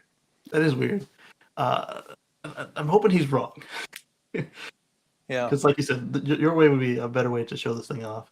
Also, if they haven't NDA'd the people who are getting it, all of this stuff is going to leak anyway. So I don't know what they're stopping other than fingerprints by keeping it locked up. Yeah.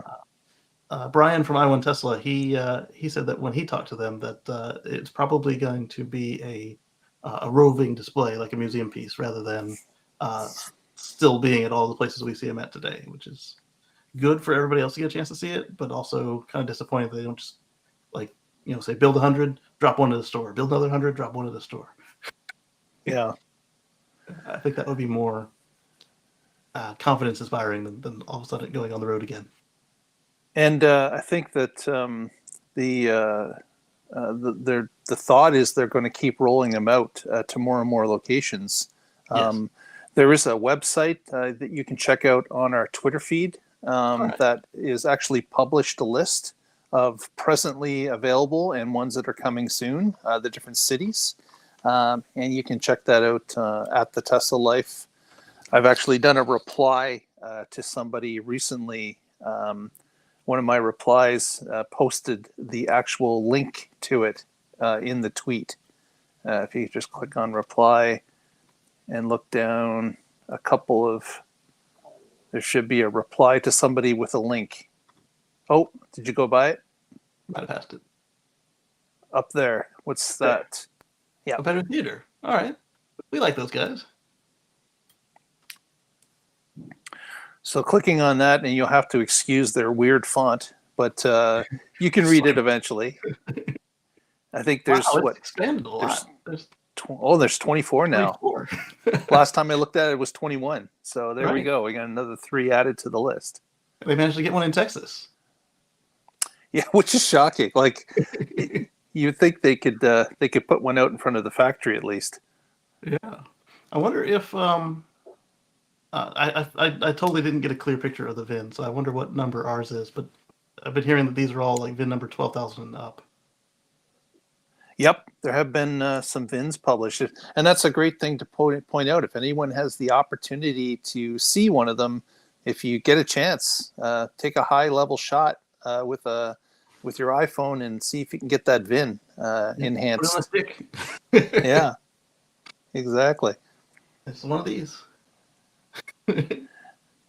But if you scroll down in the list, it shows the actual locations, and then at one point it goes soon or coming soon. Oh yeah. These guys coming soon. Yeah. So number 15 is which one? The 15. Okay. And yeah, so this Toronto says coming soon still. Okay. Just wanted to check. All right. I wonder if they Very just cool. move them up if they are not coming soon, so all the soons are at the bottom. All the coming soons are at the bottom. Yeah, I forget where they put it, but I think that the VIN plate isn't where it normally is. It's either just kind of deep in there next to the wiper, or it's actually on the rail next to the wiper. I didn't have any clear shots of either location on any of my photos. Ah, that's Yeah. interesting. Hopefully, in one of the videos, I can just like do a freeze frame and actually see it, but I'm not holding my breath on that. But Well, there's a at least maybe you can see where it's located, if right. not read it. Yeah. Yeah. And if I find that, I'll do a screen grab and put it on my Twitter. Like, hey, here's where to look for it. Do you find that the wiper was overbearing to you looking at it? It kind of blended in after a little while. Initially, it was a bit shocking. Not really shocking, but it was prominent. And then Yeah. as we saw in that photo that we looked at on the Tesla Life show, where they were taking the photo from the passenger seat for some reason, and you could still just see it there. But I commented that if you sit in the driver's seat, it'd probably disappear with the A-pillar, and that's the feeling I got from walking around it. Like only a handful of times I actually noticed it, other than right when you first see it, like, oh, that's a large wiper blade. Yeah. Yeah. Yeah. Very good. Very good. Well, I don't want to commandeer your show. You can just continue along, but thanks so much for sharing that with us. That's It's a pleasure. very, very interesting insight. Yeah, so we've got another surprise coming up a little bit later. Mark knows all about that one, but I'm sure you guys will enjoy it as well. So this one here is LG is now going to adopt the NAC. I wonder if it's a style guide that people have to call this Tesla NACS instead of just the NACS or NACS. But NACS is being adopted by LG for their L3 chargers for EVs. So this is both for the stations that LG is going to operate directly, and mostly for LG's customers that they're going to be selling these stations to convenience store operators, charging operators that are going to do supercharger style deployments where you've got like dozens to hundreds of chargers on site. And it only makes sense in North America right now to make sure that you've got a NACS port on your stuff. And it's a little odd that it took them this long to say it when all the other charging providers and equipment have announced this months ago. But better late than never, I suppose. So Connecticut and Rhode Island's offshore wind farm just got the construction go-ahead. So all the people complaining about coal and this and that, this is something, I think Mark pointed this out in another show, that this is something that doesn't happen with gas cars. Once you build them, they are what they are.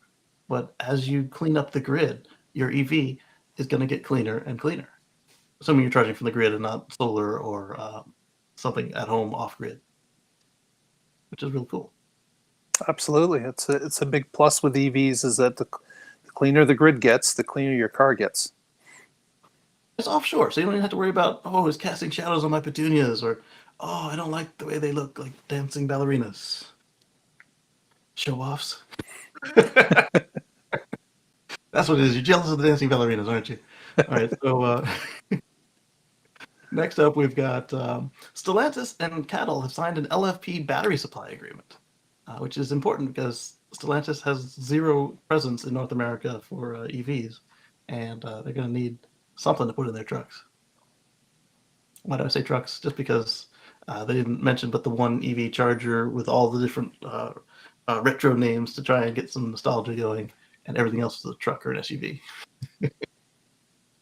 Was it the Charger Daytona? That thing had like eight names to try and catch you, no matter how old you were.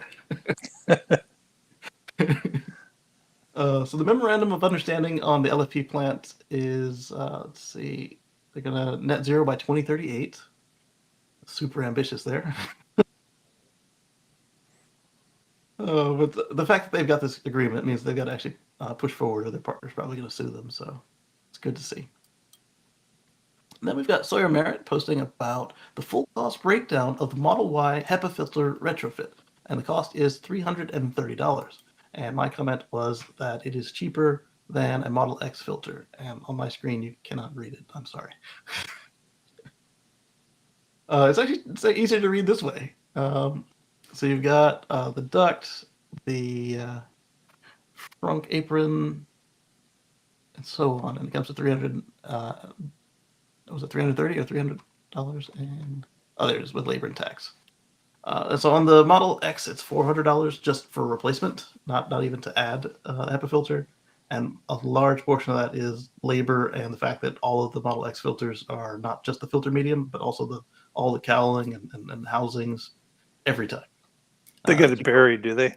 Yeah, they do. So it doesn't actually take any screws directly. It just drops in there and sits there.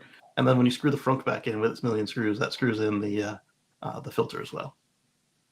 And so our folks at OMU, they when you buy their lithium battery retrofit, they also offer, while you're in there on your Model X, they say, hey, would you like a new filter? And on theirs, you rip out the filter medium from Tesla's housing and you put theirs in. It's got like foam edges. That way you don't have to waste as much plastic and metal on your retrofit, which is cool. And on Model Y and Model S, they were a little smarter about it, and they just do a filter and a little bit of foam. Nice price. Yes, very reasonable. Then we've got Volkswagen is interesting, closer to cell-to-pack EV batteries. And cell-to-pack, if you're not familiar with it, is kind of what they're doing on the Model Y structural pack and the Cybertruck. They're not doing that on the... Are they doing that on the Semi? I'm not sure. Because it's got big stacks of batteries. Yeah, don't know.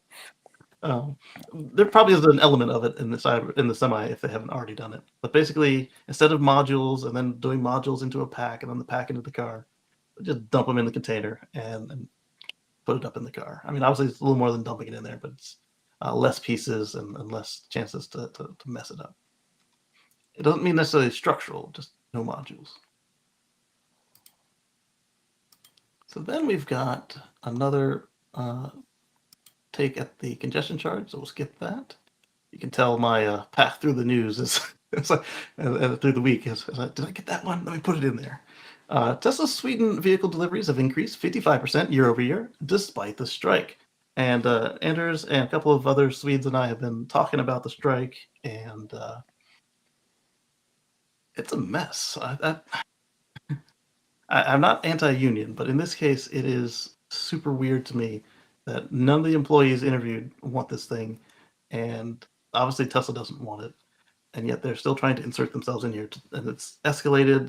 They've locked down the ports. They've stopped cleaning the facilities. You've got interviews with the Tesla workers. They're asking, so making us work in filth is going to make us want to join you when we know it was you that made it so the trash isn't getting emptied and the floors aren't getting mopped?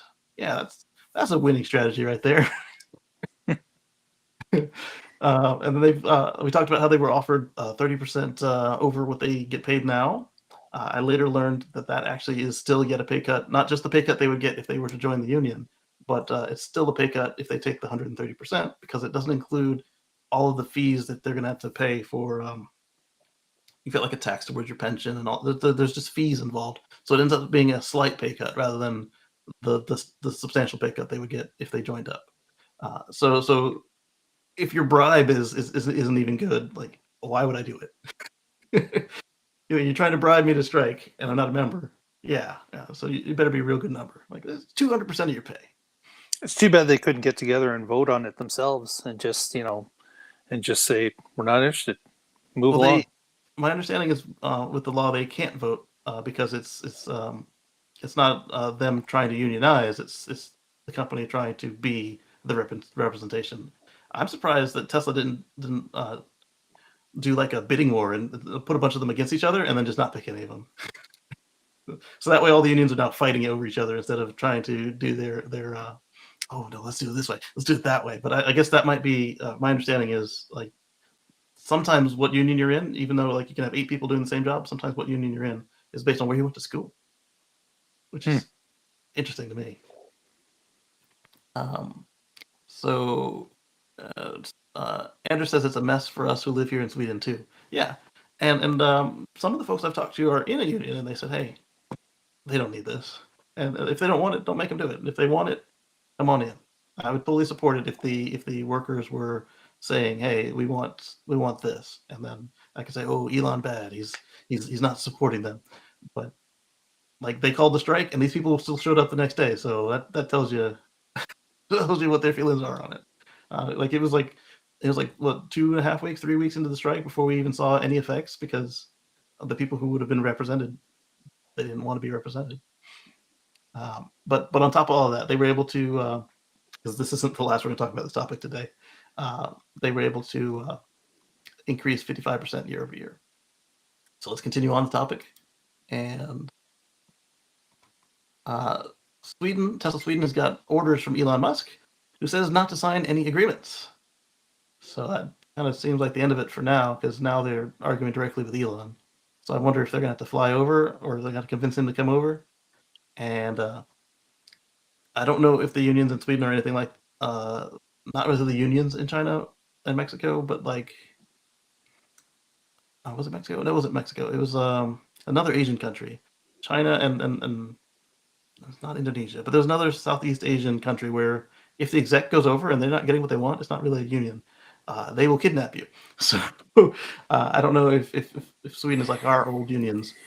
Maybe Elon should go to them, and he should insist they come to him for any negotiations.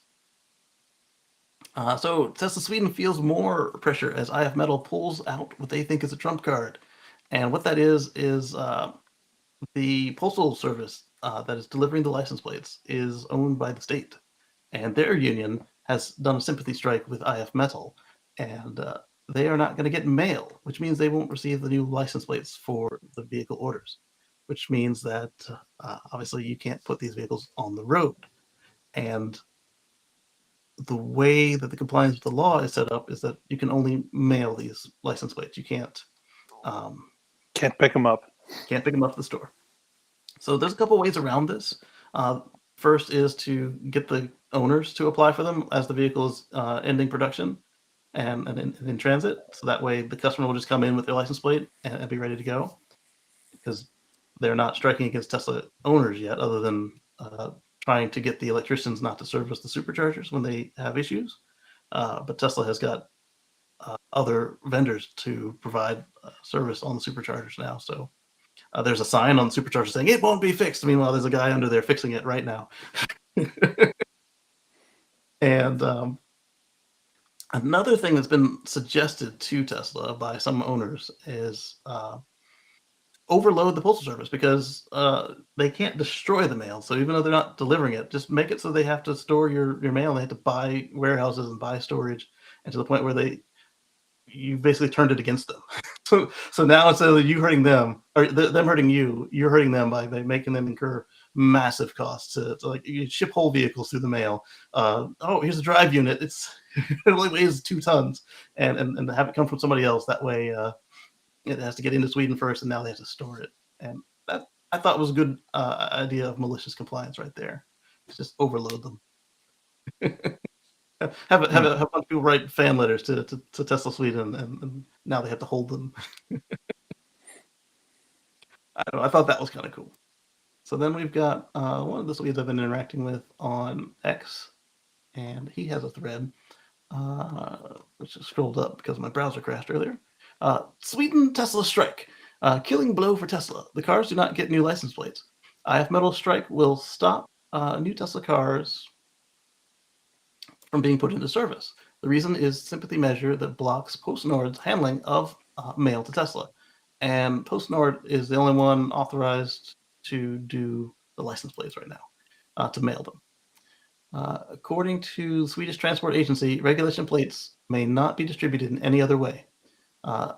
Tesla rages against a disproportionate action of authority and state-owned PostNord. See, that right there steps it up to another level to me right there, because now you're not just fighting against another organization. You're fighting against the daggum state itself. IF Metal's strike against Tesla in the fight for collective agreement has almost lasted a month, but work at Tesla facilities is still going on because they're not representing anybody. There are staff who take care of our cars that have arrived by truck and make them ready for customer delivery. So the cars by truck is saying that they're no longer coming on the boat because the people at the ports won't unload them because they're on sympathy strike. Ready for the customer delivery. Among other things, the number of plates that normally arrive via PostNord are mounted, but it will stop. Tesla will henceforth not receive any new license plates because PostNord no longer handles mail for the electric car company. The Swedish Transport Agency may not change postal providers. And even if they could, they wouldn't, because they're in agreement with this. The authority has procured a framework agreement for letter and parcel services that tell all authorities must use. And according to that agreement, we must use PostNord, explains Anna Bugrund, the department director for vehicle information at the Swedish Transport Agency. On Monday night, SECO's sympathy measure came into effect. It involves a blockade against the distribution, delivery, and collection of shipments, letters, packages, and pallets made by PostNord and City Mail to all of Tesla's workplaces throughout Sweden. The trade union's ST blockade concerning PostNord deliveries to Tesla began to apply on Tuesday afternoon. Anders Porelius, who is press manager at PostNord Sweden, confirms that all mail delivery to Tesla has been stopped. We are neutral in the basic conflict. Yeah, it doesn't sound like it. But we do not bypass the blockade.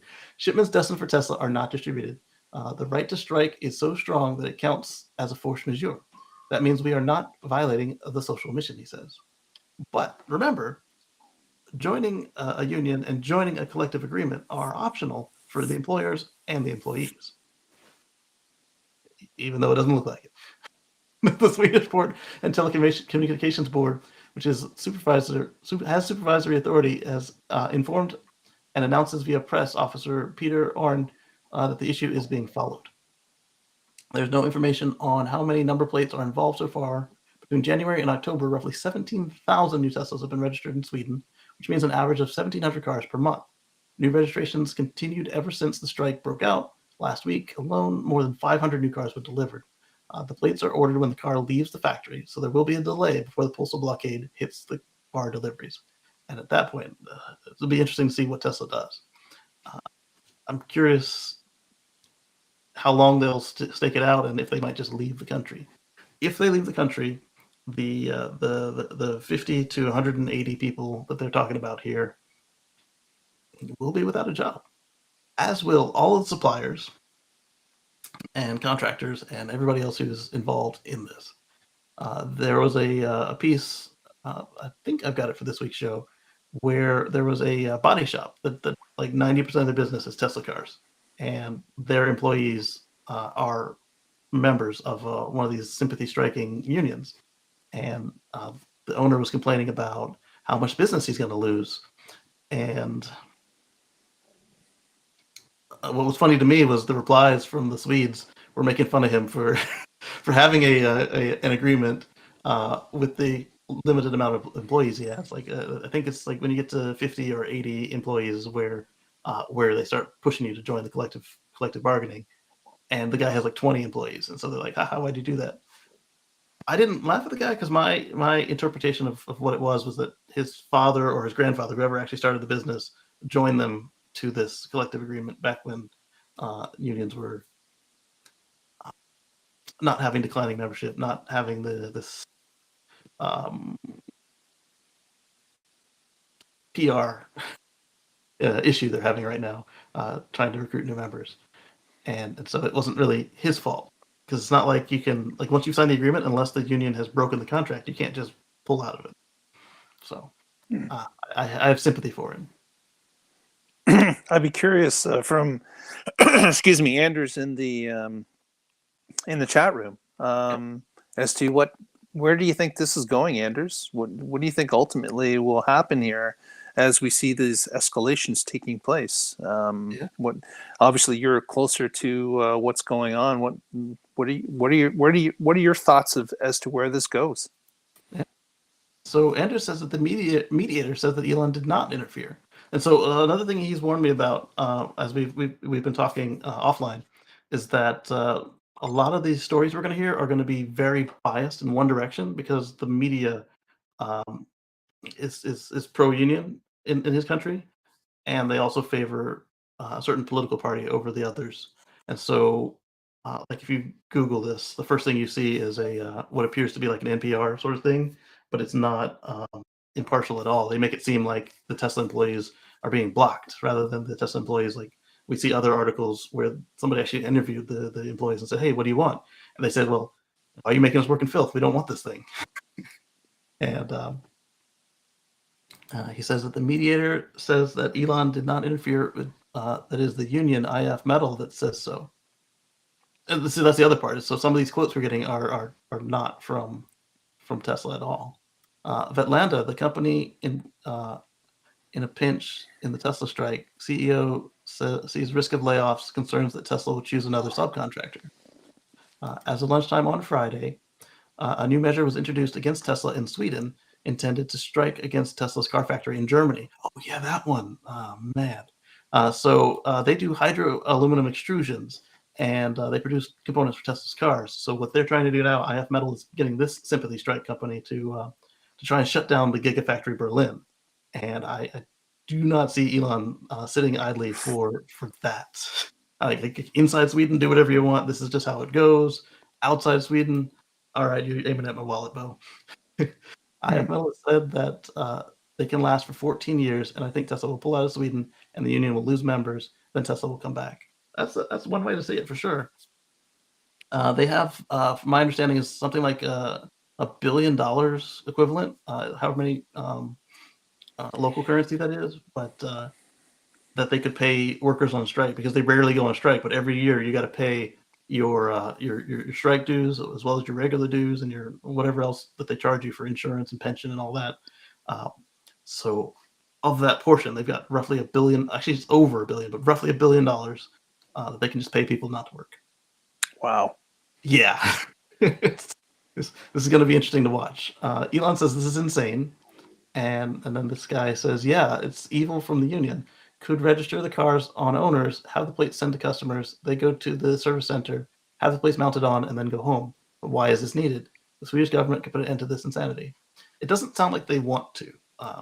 They see it as just any regular strike rather than, and again, because the government officials are just reading the newspaper and it's kind of leaned over one way, so they're not getting another side of the story. No, they should allow Tesla to destroy the unions. No, because again, if the employees want a union, they should have that right. The union has always been fond of bribes, maybe. Okay, I'm gonna stop on that part of the thread because we're getting into. I'm trying not to fringe comments. Exactly. I don't want them mad at me because I do respect their ability to join. I just don't respect this particular operation because everybody involved has said no.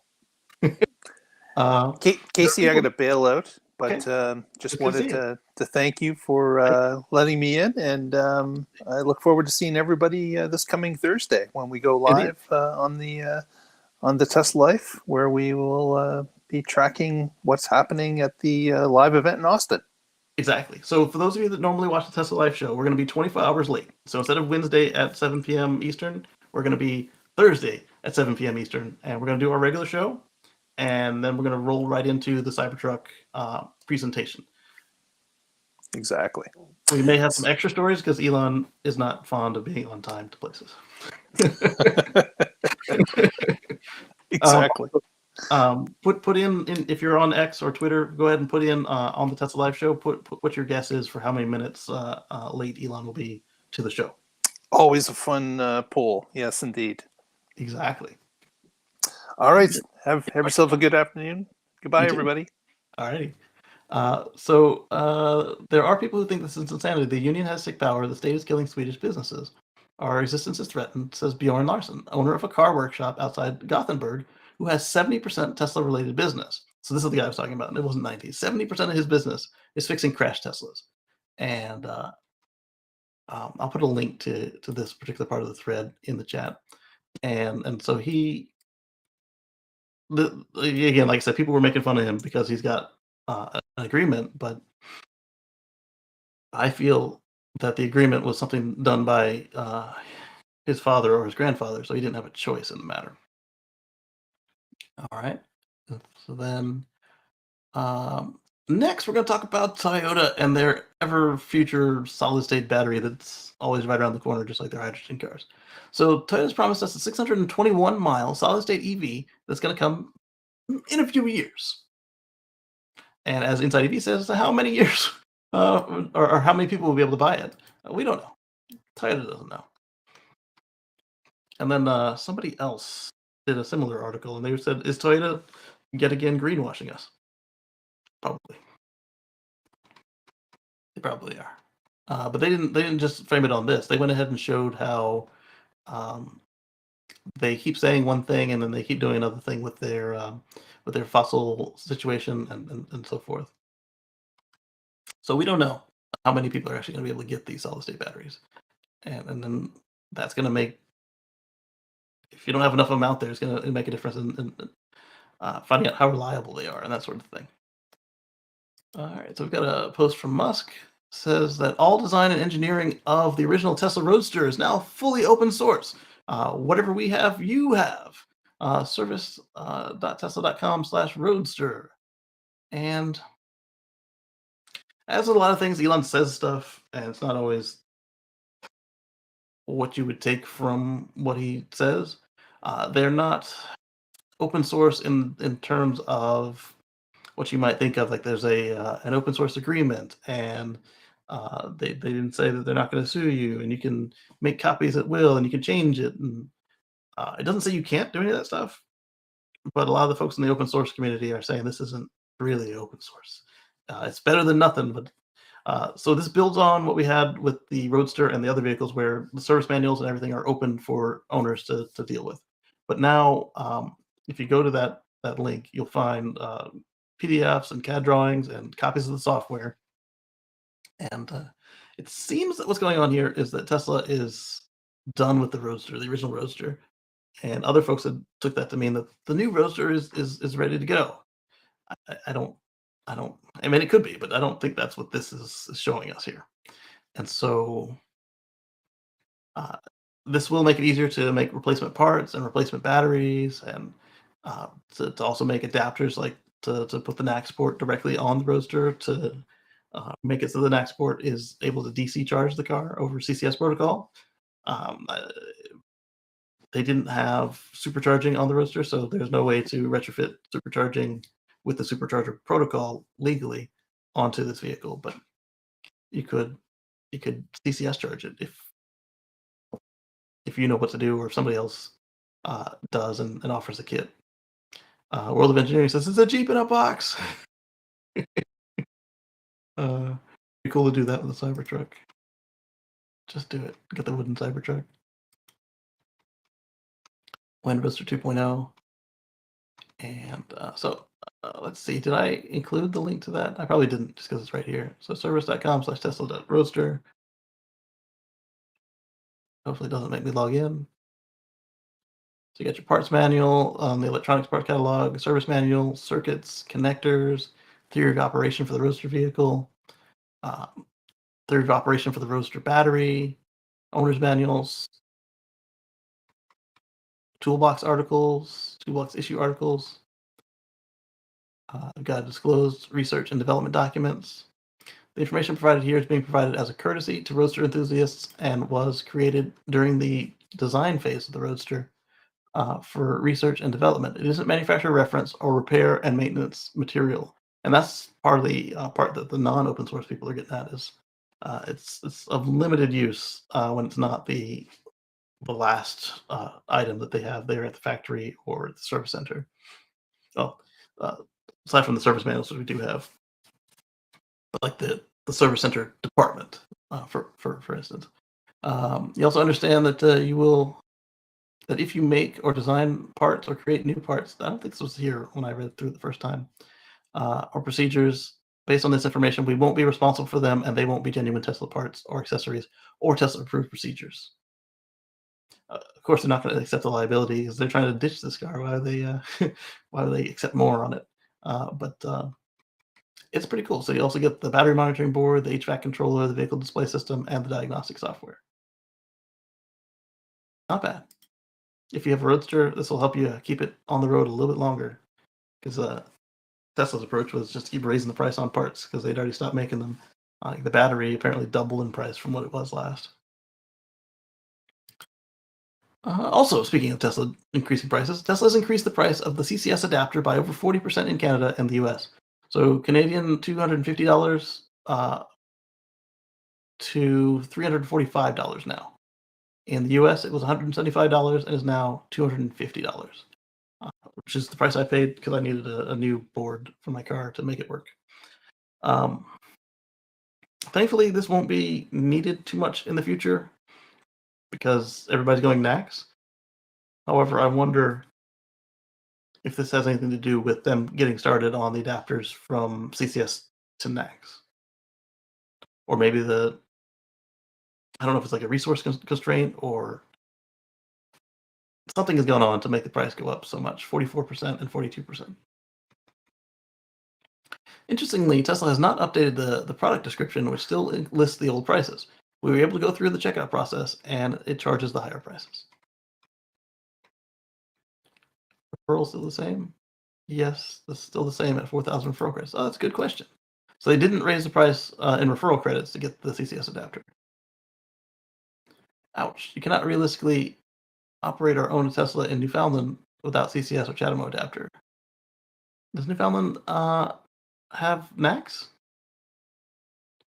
Because the CCS2 adapter that you get for the older Teslas from Type 2 to CCS2 is not the same thing.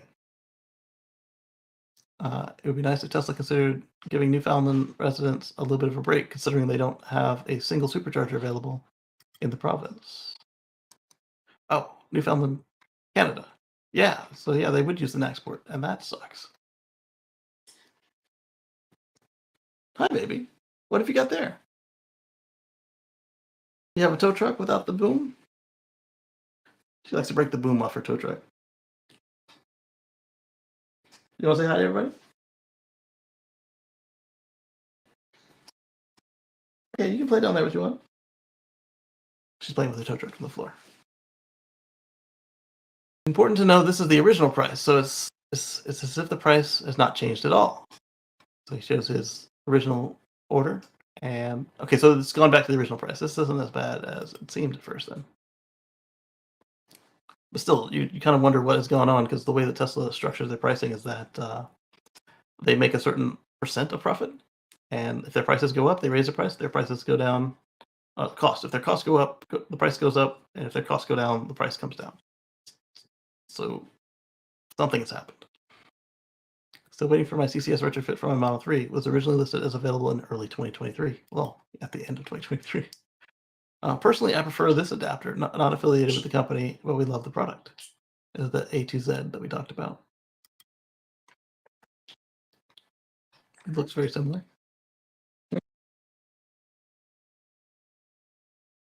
Yes. You want to be on the show? Yep.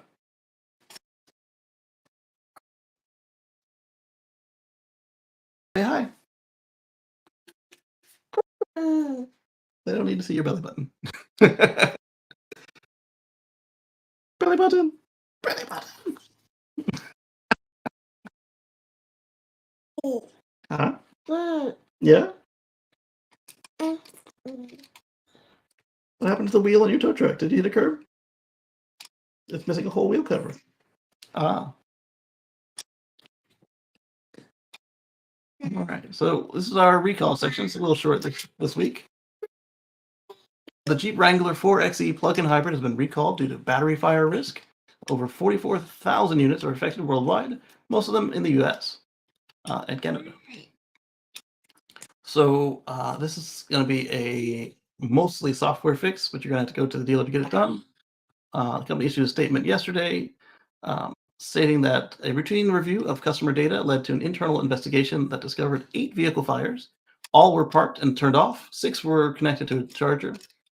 The recall affects certain 2021 to 2024 model year Jeep Wrangler 4xe units, 32,125 in the US, and an estimated 3,856 in Canada, and 9,249 outside of North America.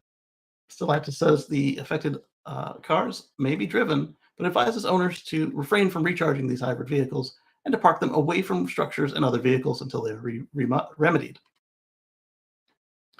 Where have we heard this before? The fix involves a software flash, but in certain, if a certain error code is observed, undisclosed by Stellantis, the whole battery pack will be replaced. So I guess that the software fix also includes detection for whatever is actually wrong. And if they determine that yours is wrong after they update it, they'll also replace your battery pack in addition to your software. The American automaker. estimates that 1% of the affected vehicles may have the defect. Customers will be contacted and informed about when they can schedule their service procedure.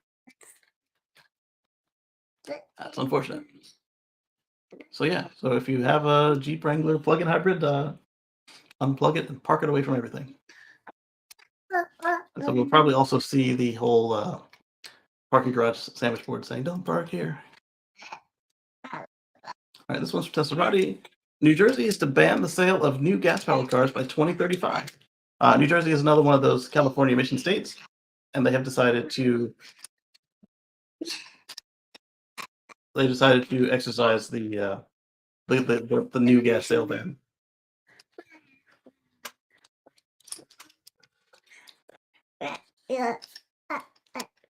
Oh yeah, is mommy sleeping? Yes, yes. All right, so that was all I had to say about that one. All right, so let's go to another next situation, and we've got the Magic Dock over in Korea. So non-Tesla EVs can now supercharge in South Korea. Tesla has opened about half of the network, which consists of 1,000 supercharging stalls.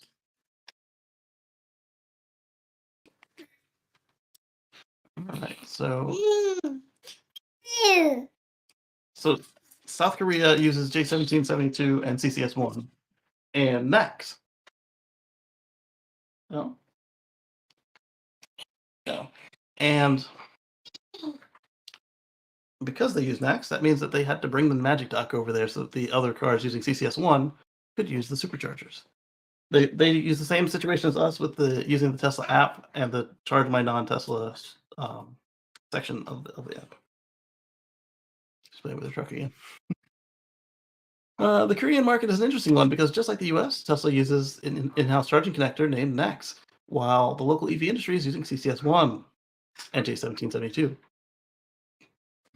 The supercharging network. To open supercharging network to other EVs, Tesla had to retrofit the charging dispensers with built-in CCS adapters, aka Magic Dock.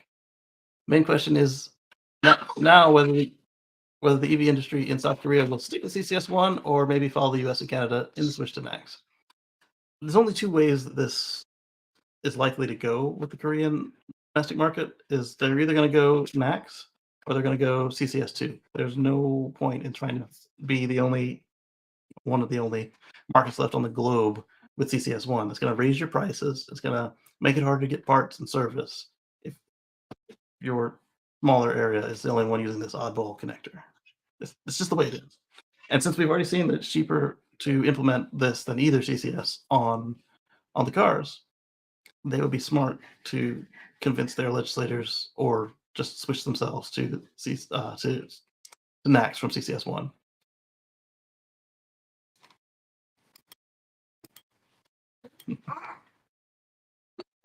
Let's see. Oh, cool. This is a list of where the non-Tesla pilot includes more than 20 countries. US, Canada, Europe, Turkey, Asia Pacific, Australia, New Zealand, mainland China, South Korea. All right, so native with GBT, CCS2, CCS. Most of them are going to be CCS2 because the way the world works. All right, then US and Canada is going to be with the Magic Dock. I don't see Mexico on there, so Mexico is not yet open for Charge My Non-Tesla. Interesting. Makes sense for South Korea to switch to NACS. Otherwise, they'll be eventually the only country using CCS1, and every Hyundai and Kia would have a hard time building cars for just one relatively small country, even if it is their own country. The problem is that South Korea went all out building CCS1 chargers all over the country. And if they're anything like the ones here where they have the dual heads, you can just change one of the cables over. And then as you don't need CCS1 anymore, you can change them both over. And if you do the adapters, you can change them both over and it won't even matter. Problem is South Korea went all out. Two of the others of interest are Japan and Taiwan and Singapore, I think. Japan and Taiwan also use CCS1 with Tesla using their own adapters. But a couple of years ago, they were starting to switch to CCS2. Interesting. I don't know how far along they've gotten, but there may be time to reconsider and switch to NACS if they consider it an advantage. I would. Yeah, I would too. Japan uses CCS1 AC adapter J1772 alongside CHAdeMO connector for DC charging and two connectors per car. For non-Tesla, use two connectors per car, one DC, one AC. Tesla also uses their own connector in this country. Switching to NACS seems like a no-brainer to me, but switching from their own CHAdeMO might be hard. Ergo, pride gets in the way, especially since it was this very first standard fast charge connector. Yeah, but it's going away elsewhere in the world, which would mean that they would be like South Korea, a relatively small country with an oddball charging connector that no country is going to want to build in their cars. Yes, but there is a replacement for CHAdeMO already on the way, which might be physically compatible. I don't know that they're working on with China. So Japan and China would be using a kind of an upgrade to GBT, upgrade to CHAdeMO. That'd be an interesting adapter to make. Japan uses CCS1. All right, I'll give you that. You forget about all those Japanese EVs. Curious how many there actually are, though.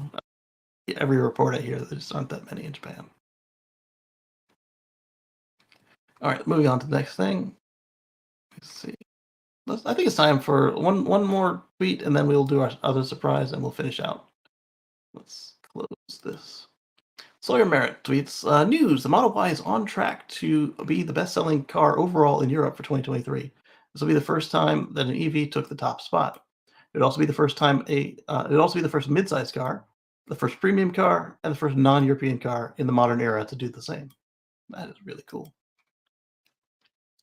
And then he's got a link to this article here from Automotive News Europe. Tesla Model Y has probably already won the European sales race. Hang on, I gotta disable this and reload. There we go. The premium midsize SUV finished the first 10 months at number 1, and if recent trends prevail, its best sales months for the quarter are still to come. Is that trains or trucks? I think it's a combination of a bunch of trucks full of white Model Ys. A worker checks Tesla Model Ys loaded onto a freight trailer at the automaker's plant near Berlin. The Model Y is on track to become Europe's #1 selling car in 2023. Sure, it's a bit early, but probably safe to crown Tesla Model Y as Europe's top seller for 2023, despite being 2 months to go. Why? Because even in a down month for the premium midsize SUV, it maintained commanding lead over its closest competitor, the Dacia Sandero, based on January to October sales, according to market researcher Dataforce. If recent trends for Tesla prevail, Model Y sales will be even stronger during the final 2 months of the year, but we'll get to that in a minute. So that's pretty cool, and that's from Automotive News Europe. Put that in the chat for you.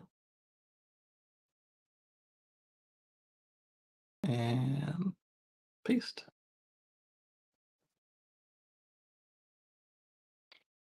There it goes. All right, now I will prepare surprise number 2. Stand by. These ones mostly took the pictures on my phone other than the videos, so let me go here.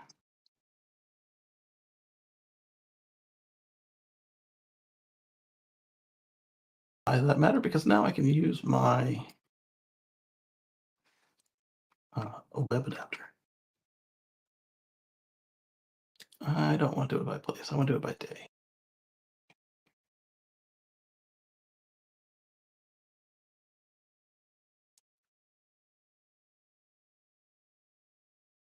I got some phone pictures from the Cybertruck as well, but they're roughly the same as what I already showed you.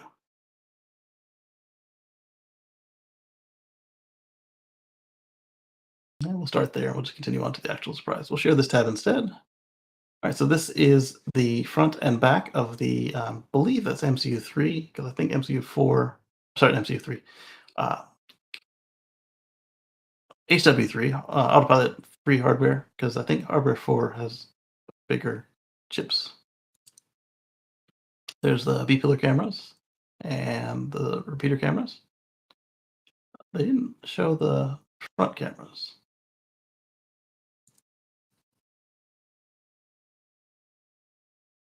Moto's hand there. Computer, 360 degrees, 250 meters away. Yeah, it sounds like autopilot 3 to me. I had the driver's side B pillar replace this one right here on my Model X. So this is the the Plaid motors, the rear motors of the Plaid. This is the cooling system, new Plaid. I say new, but it's what, 2 years old now?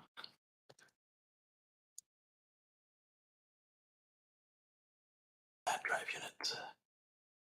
0 to 60 in less than 2 seconds on the Model S. Drive unit, arguably the most advanced motor on Earth.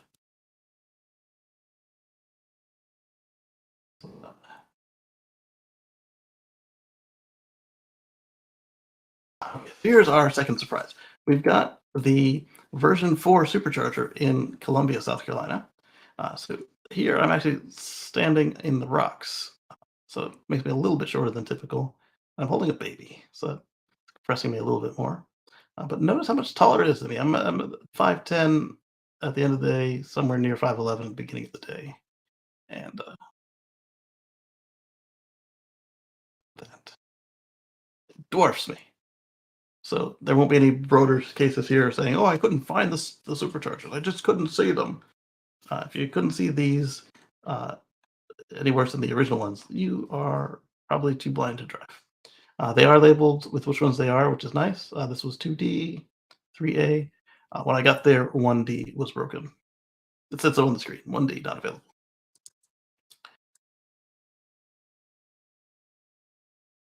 Here, I attach the connector. I don't like it as much as the non-Magic Dock stations because you have to tug to get it out. So you tug to get it out. The cable felt to me very heavy. It feels like it's thicker than a V2 cable, and the handle's very thick in my hand. Very thick in my hand. And you do have to watch the cable does just kind of get caught on the bottom of the front fascia here. So you want to yank it out gently, firmly pull it away from the magic dock, and then keep going down so that you don't get caught on the bottom right here as you go to your car to dock it connected.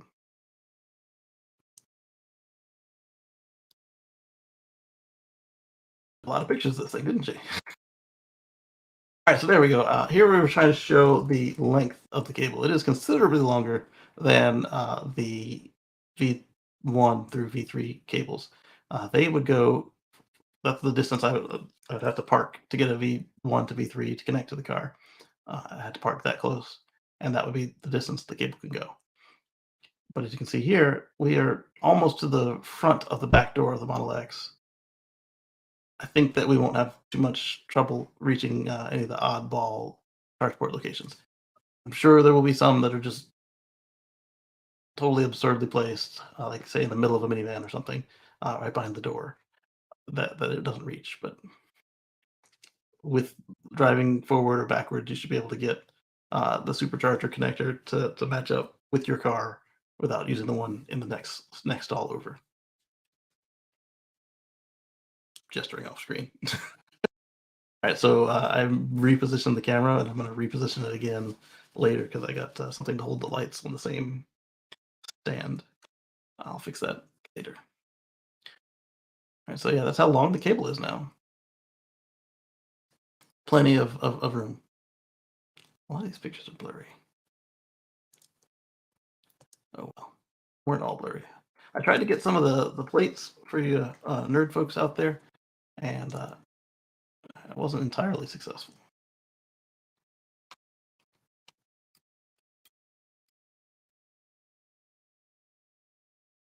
So the pedestals are 1000-volt DC compatible, but as you'll see when I get to the cabinets, they are still V3 cabinets. Manufacturer Tesla. So these are still built in Buffalo, Buffalo, New York. That's cool to see. 615 amps at 100%. Percent of what? Rated duty cycle. Negative 30C to 50C. And rainproof at IP54.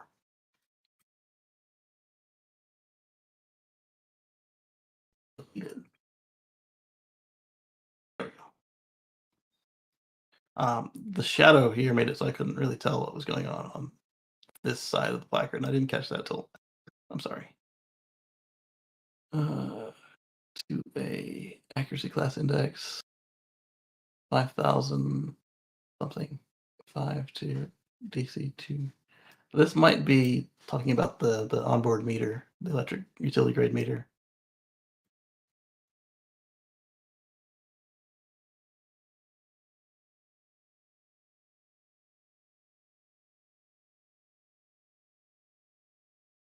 The parking garage behind there is not for like a mall or something. This is at a grocery store, and the parking garage is for some apartments nearby. So, that's a good little zoom there.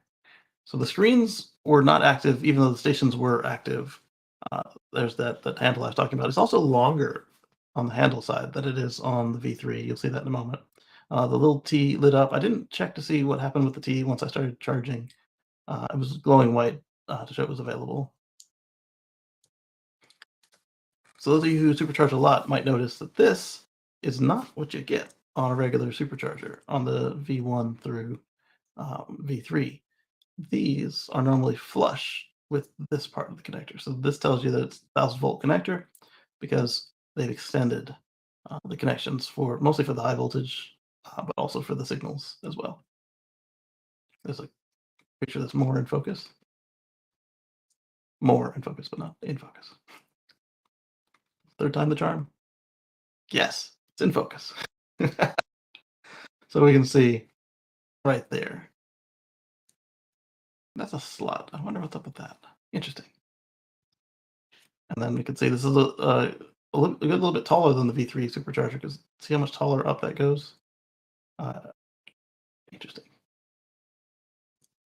It's definitely heavy. And then here we can see the screen and the bottom of the Magic Dock. The screen's got nothing going on. I guess because this is not a charger non-Tesla supercharger yet, so they don't need to show anything. And this is in England. England, I think, is the only place where they've got it turned on. Here's some more shots of the site. And you can see the V3 cabinets there. But I got in a little closer on their Lincoln Electric products, just like all the other V3s I've seen. Server switchboard, 1600 amps, 480Y, 277 volts. Interrupting rating, 65. Built in August. And I tried to get a good view of the plate for you guys. I think I got one. It's not that. So here we can see it's definitely a V3 cabinet. 387 kilovolt amps, 480 volts AC for output. IP66, IP2XX, 2X, sorry. Closure type is 3R IP66. Operating temperature -30 to +50 C. So same as the dispenser, the pedestals.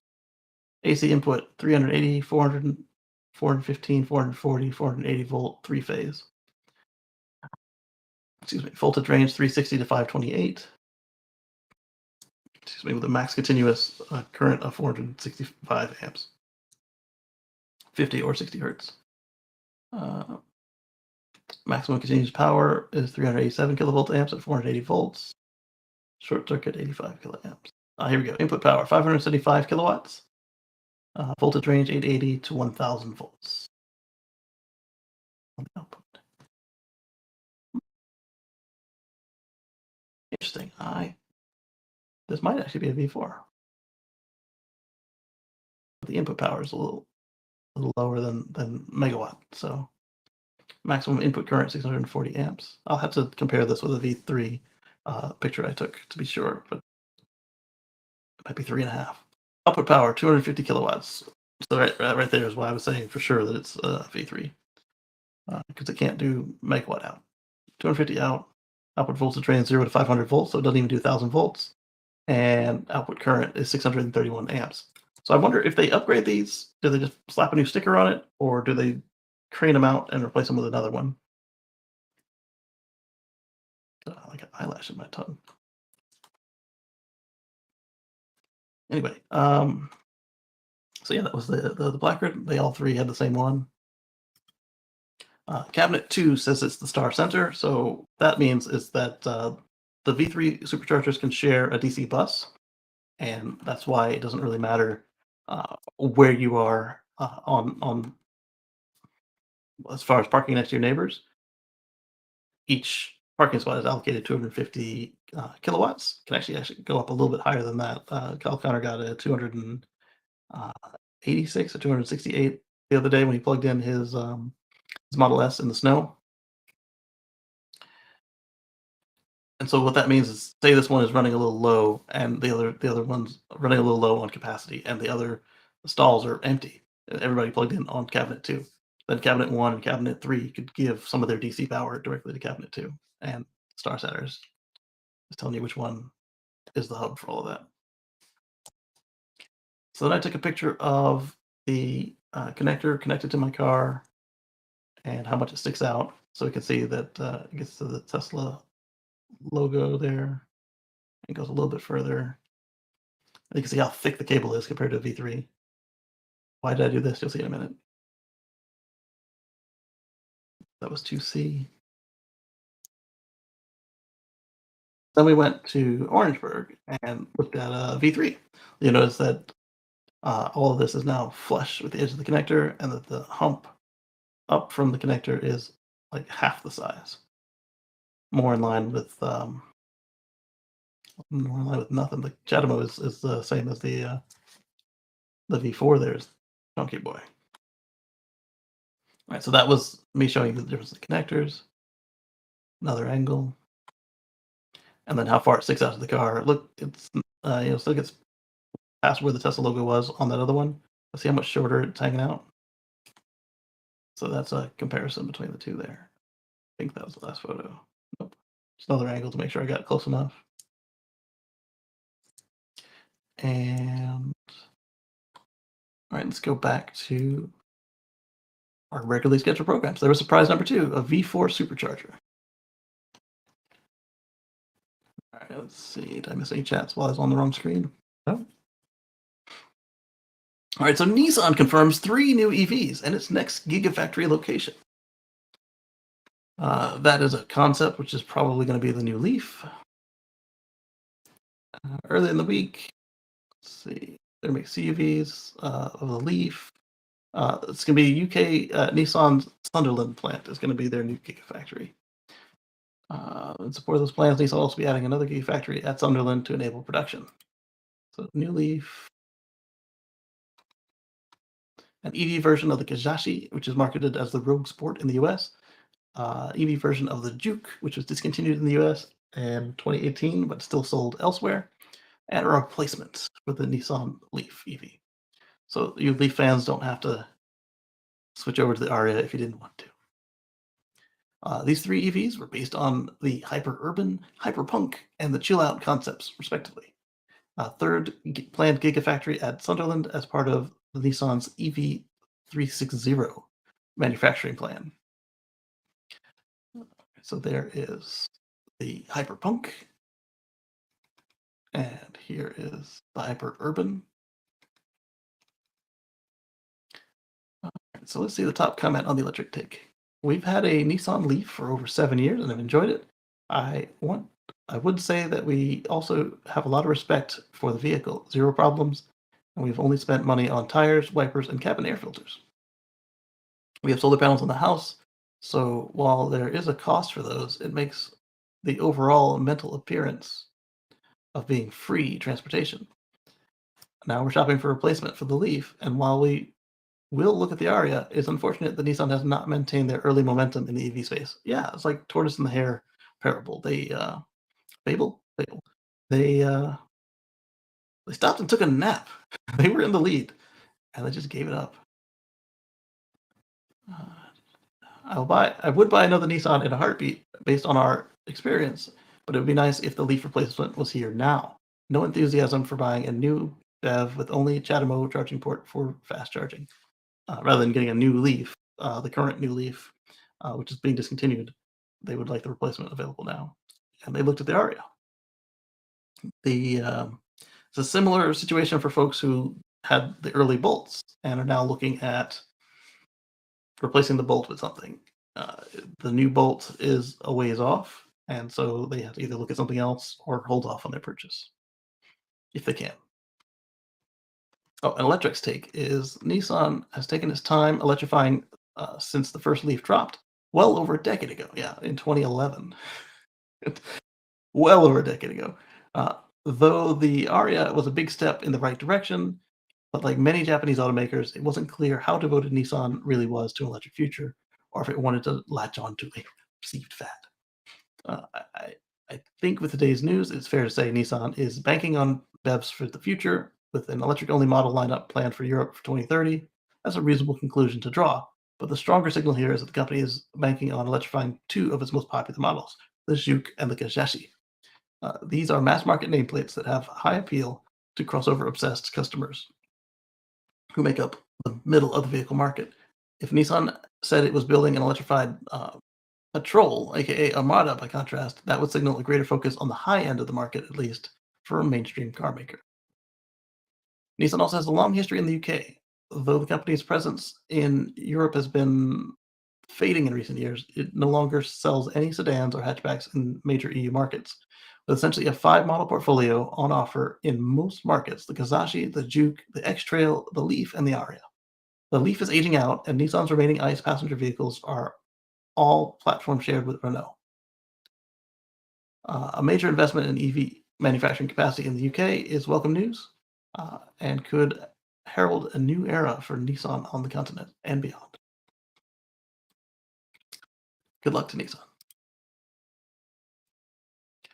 All right, so this stock electric motorcycle was chastised for being too fast on the racetrack, and we've seen that with anywhere from the ludicrous P100Ds on some of the racetracks, all the way up to, of course, the Plaids, to the point where they're being told they need to slow down or add ridiculous stuff to the car to make it safe enough to drive on the track. And a lot of that is just coming from the track's insurance companies or the track being old fashioned, like hood pins. The modern cars have dual latches, and they let you know if only one of the latches is latched. If it were unsafe to take the car on the Autobahn with stock equipment, then they would be limited to not be able to go these kinds of speeds. You got to put a roll bar, parachute. You can ask him, Marcus, over at EV Racing Performance, and ask him what he had to do to EV Smoke to be able to qualify for a lot of these tracks to make sure they didn't say, "Oh, your car is too fast, you can't race." He had to put in roll bar, parachute. Uh, it was he's got the hood pins. He had to do a lot of stuff. Actually, I don't know if he's got the hood pins. I think they may have finally come up off of that requirement. And apparently, in the motorcycle world, you've got the same problem. And this bike is so stock that he drove a couple hundred miles to get to the country's only Taco Bell to see how it was, and then he did the same thing here. He took the bike stock, just drove it to the track quite some distance, and charged it. And then they told him, "You're too fast. Get off the track." I'll put a link in the chat so you can see the videos.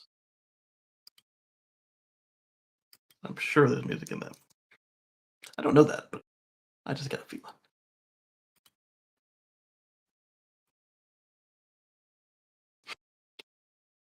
Large amounts of carbon capture as a solution is an illusion, the IEA says. So this is what I found as I was closing out the notes to send it to the team.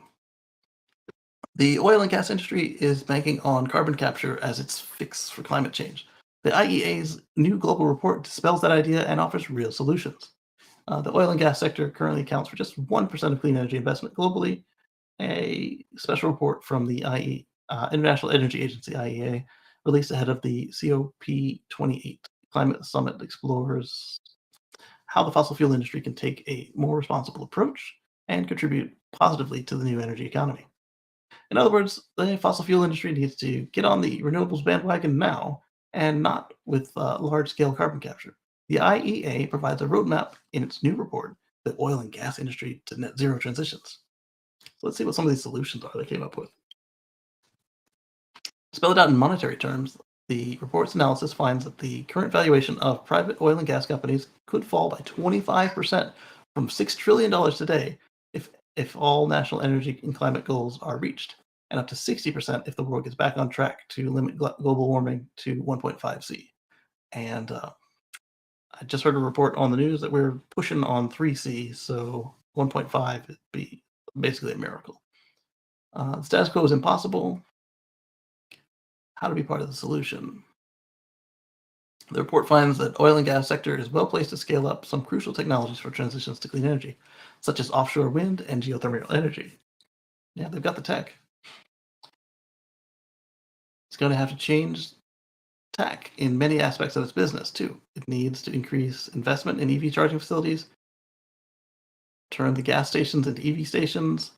The sector can go also move further in plastics recycling industry as global bans on plastic continue to grow.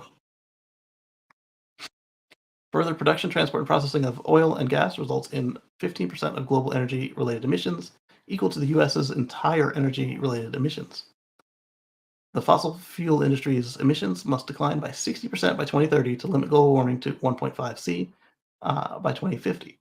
The emissions intensity of oil and gas producers was the highest emissions is currently 5 to 10 times above those, and with the lowest showing the vast potential for improvements.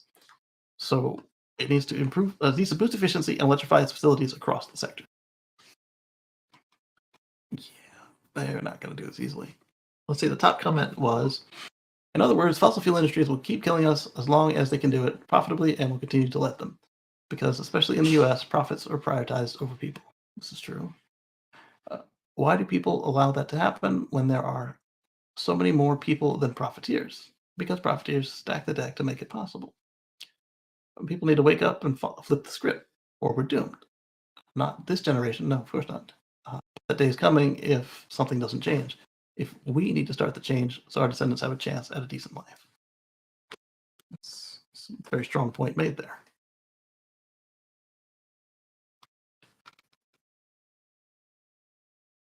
Move on to the next one. These last few, like I said, are just ones I found as I was closing out the notes. Hedge fund looks to acquire Volta Trucks. Remember, I talked about how Volta declared bankruptcy, potentially saving tons of jobs. And the Volta truck I liked. It was kind of like a unibody format. It's still a body-on-frame truck, but it looked nice. It looked like it was something fun to work with. Comfortable for the driver, and then with the extra room, you could actually use it for cargo, that sort of thing.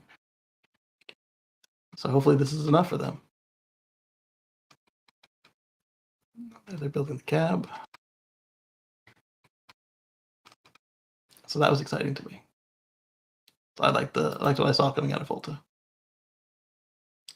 Tesla starts releasing employees FSD V12, a critical update to self-driving effort. So this is still going to be called FSD Beta 12, but Elon says that V12 is where they remove the beta label. So we don't know if that's 12.5 or 12.9, where it's no longer called beta. But FSD Beta 12 is going out to employees and confirmed via X post by Elon. So hopefully that goes well, and then we start to see it with the safest drivers who didn't have to pass the safety test, and then folks like me who spent many months passing the safety test, many miles over a couple months passing the safety test, and then the rest of you all. Why did I say it that particular way? Just because that's still how they're pushing them out. So if they can do that, that means that we'll all see it soon. They could flip the script and just release it to everybody who has the beta turned on. That would be cool too, but I don't see them doing that. So that's exciting, and we'll know more when it happens. Until then, I'm not holding my breath. But Elon actually meant 2 weeks, apparently, when he said something. It was actually less than 2 weeks from when he said that it would be 2 weeks before V12 will start rolling out. So kudos there. And then the last one, I pulled this up, I thought it was kind of cool. This solar-powered electric houseboat from China could be your home on the water. I don't know how practical it is, but it looks cool. It's electric, and it was a boat, so I had to look at it. Let's get some specs on it. While just surrounded by glass walls, the houseboat helps avoid the claustrophobic feeling and gives you an unobstructed view of the water, or the trash cans on the dock that you spend most of your time tied up to. The main living space appears to be a combined living room and kitchenette. There's a beautiful looking porch off the living room that could double as a swim deck. On the opposite end of the boat is a smaller porch off the bedroom. Get your solar on top, the smaller porch, you got the swim deck, you got the kitchenette dining area, kitchenette living area, I should say.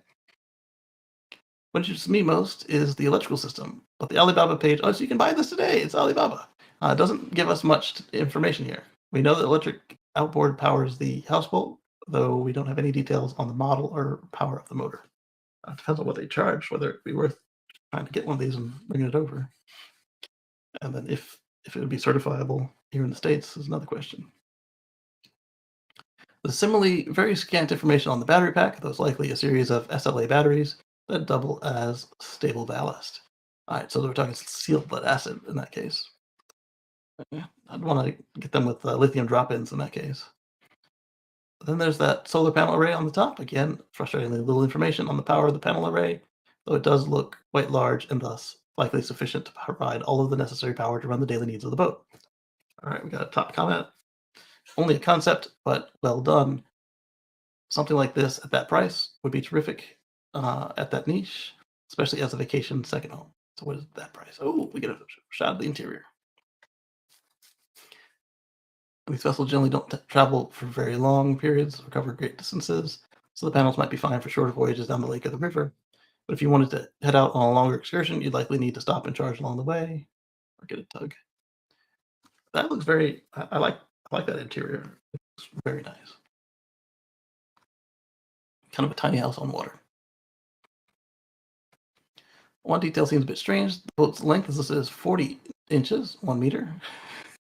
I'm hoping that's a typo, and it meant to say 40 feet, 12 meters. If not, that $130,000 US price makes this houseboat seriously expensive per foot. Yeah, if it was only a couple feet long instead of 40 of them.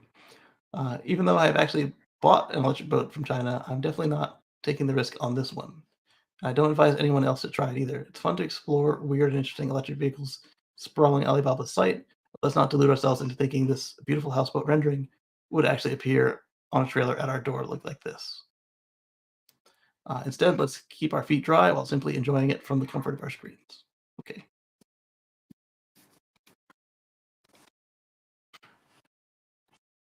Let's see what other comments might be on this thing. Apparently not a concept, as linked pictures show a finished one moving on the water. Really? No link that I see. You say it's a high price per square foot. You're joking about the printed description of 40 inches in length. Got me wondering about the price of a 40 foot. It's 15 feet wide, that's 600 square feet, a bit over $200 a square foot. Rocket Mortgage says the average home price is $222 a square foot. So this would be right in line with that, about $216 a square foot. The vessel pictured is 42 feet by 15 feet, but some of that is the platform, so the actual square footage will be less. Micah's price in China was $130,000. The fitting out could drive that price up a bunch. I saw a 40-foot houseboats priced as high as $2 million. So did they say it doesn't include interior? Of course, platforms are usable space. Fine by me to include them. Micah may be joking, but really want to double check the size before ordering. Imagine spending over $100,000 and having a beautifully detailed 40-inch model home show up at your door a few months later. Sounds crazy, but this has happened. Yes, absolutely. So, that I want to thank all of you for coming today and giving me your time and listening and chatting with us all. I want to thank our channel members for your financial contribution to help us pay for all these services to stay online. And I want to thank all of you for showing up today. I'll catch you on the flip side.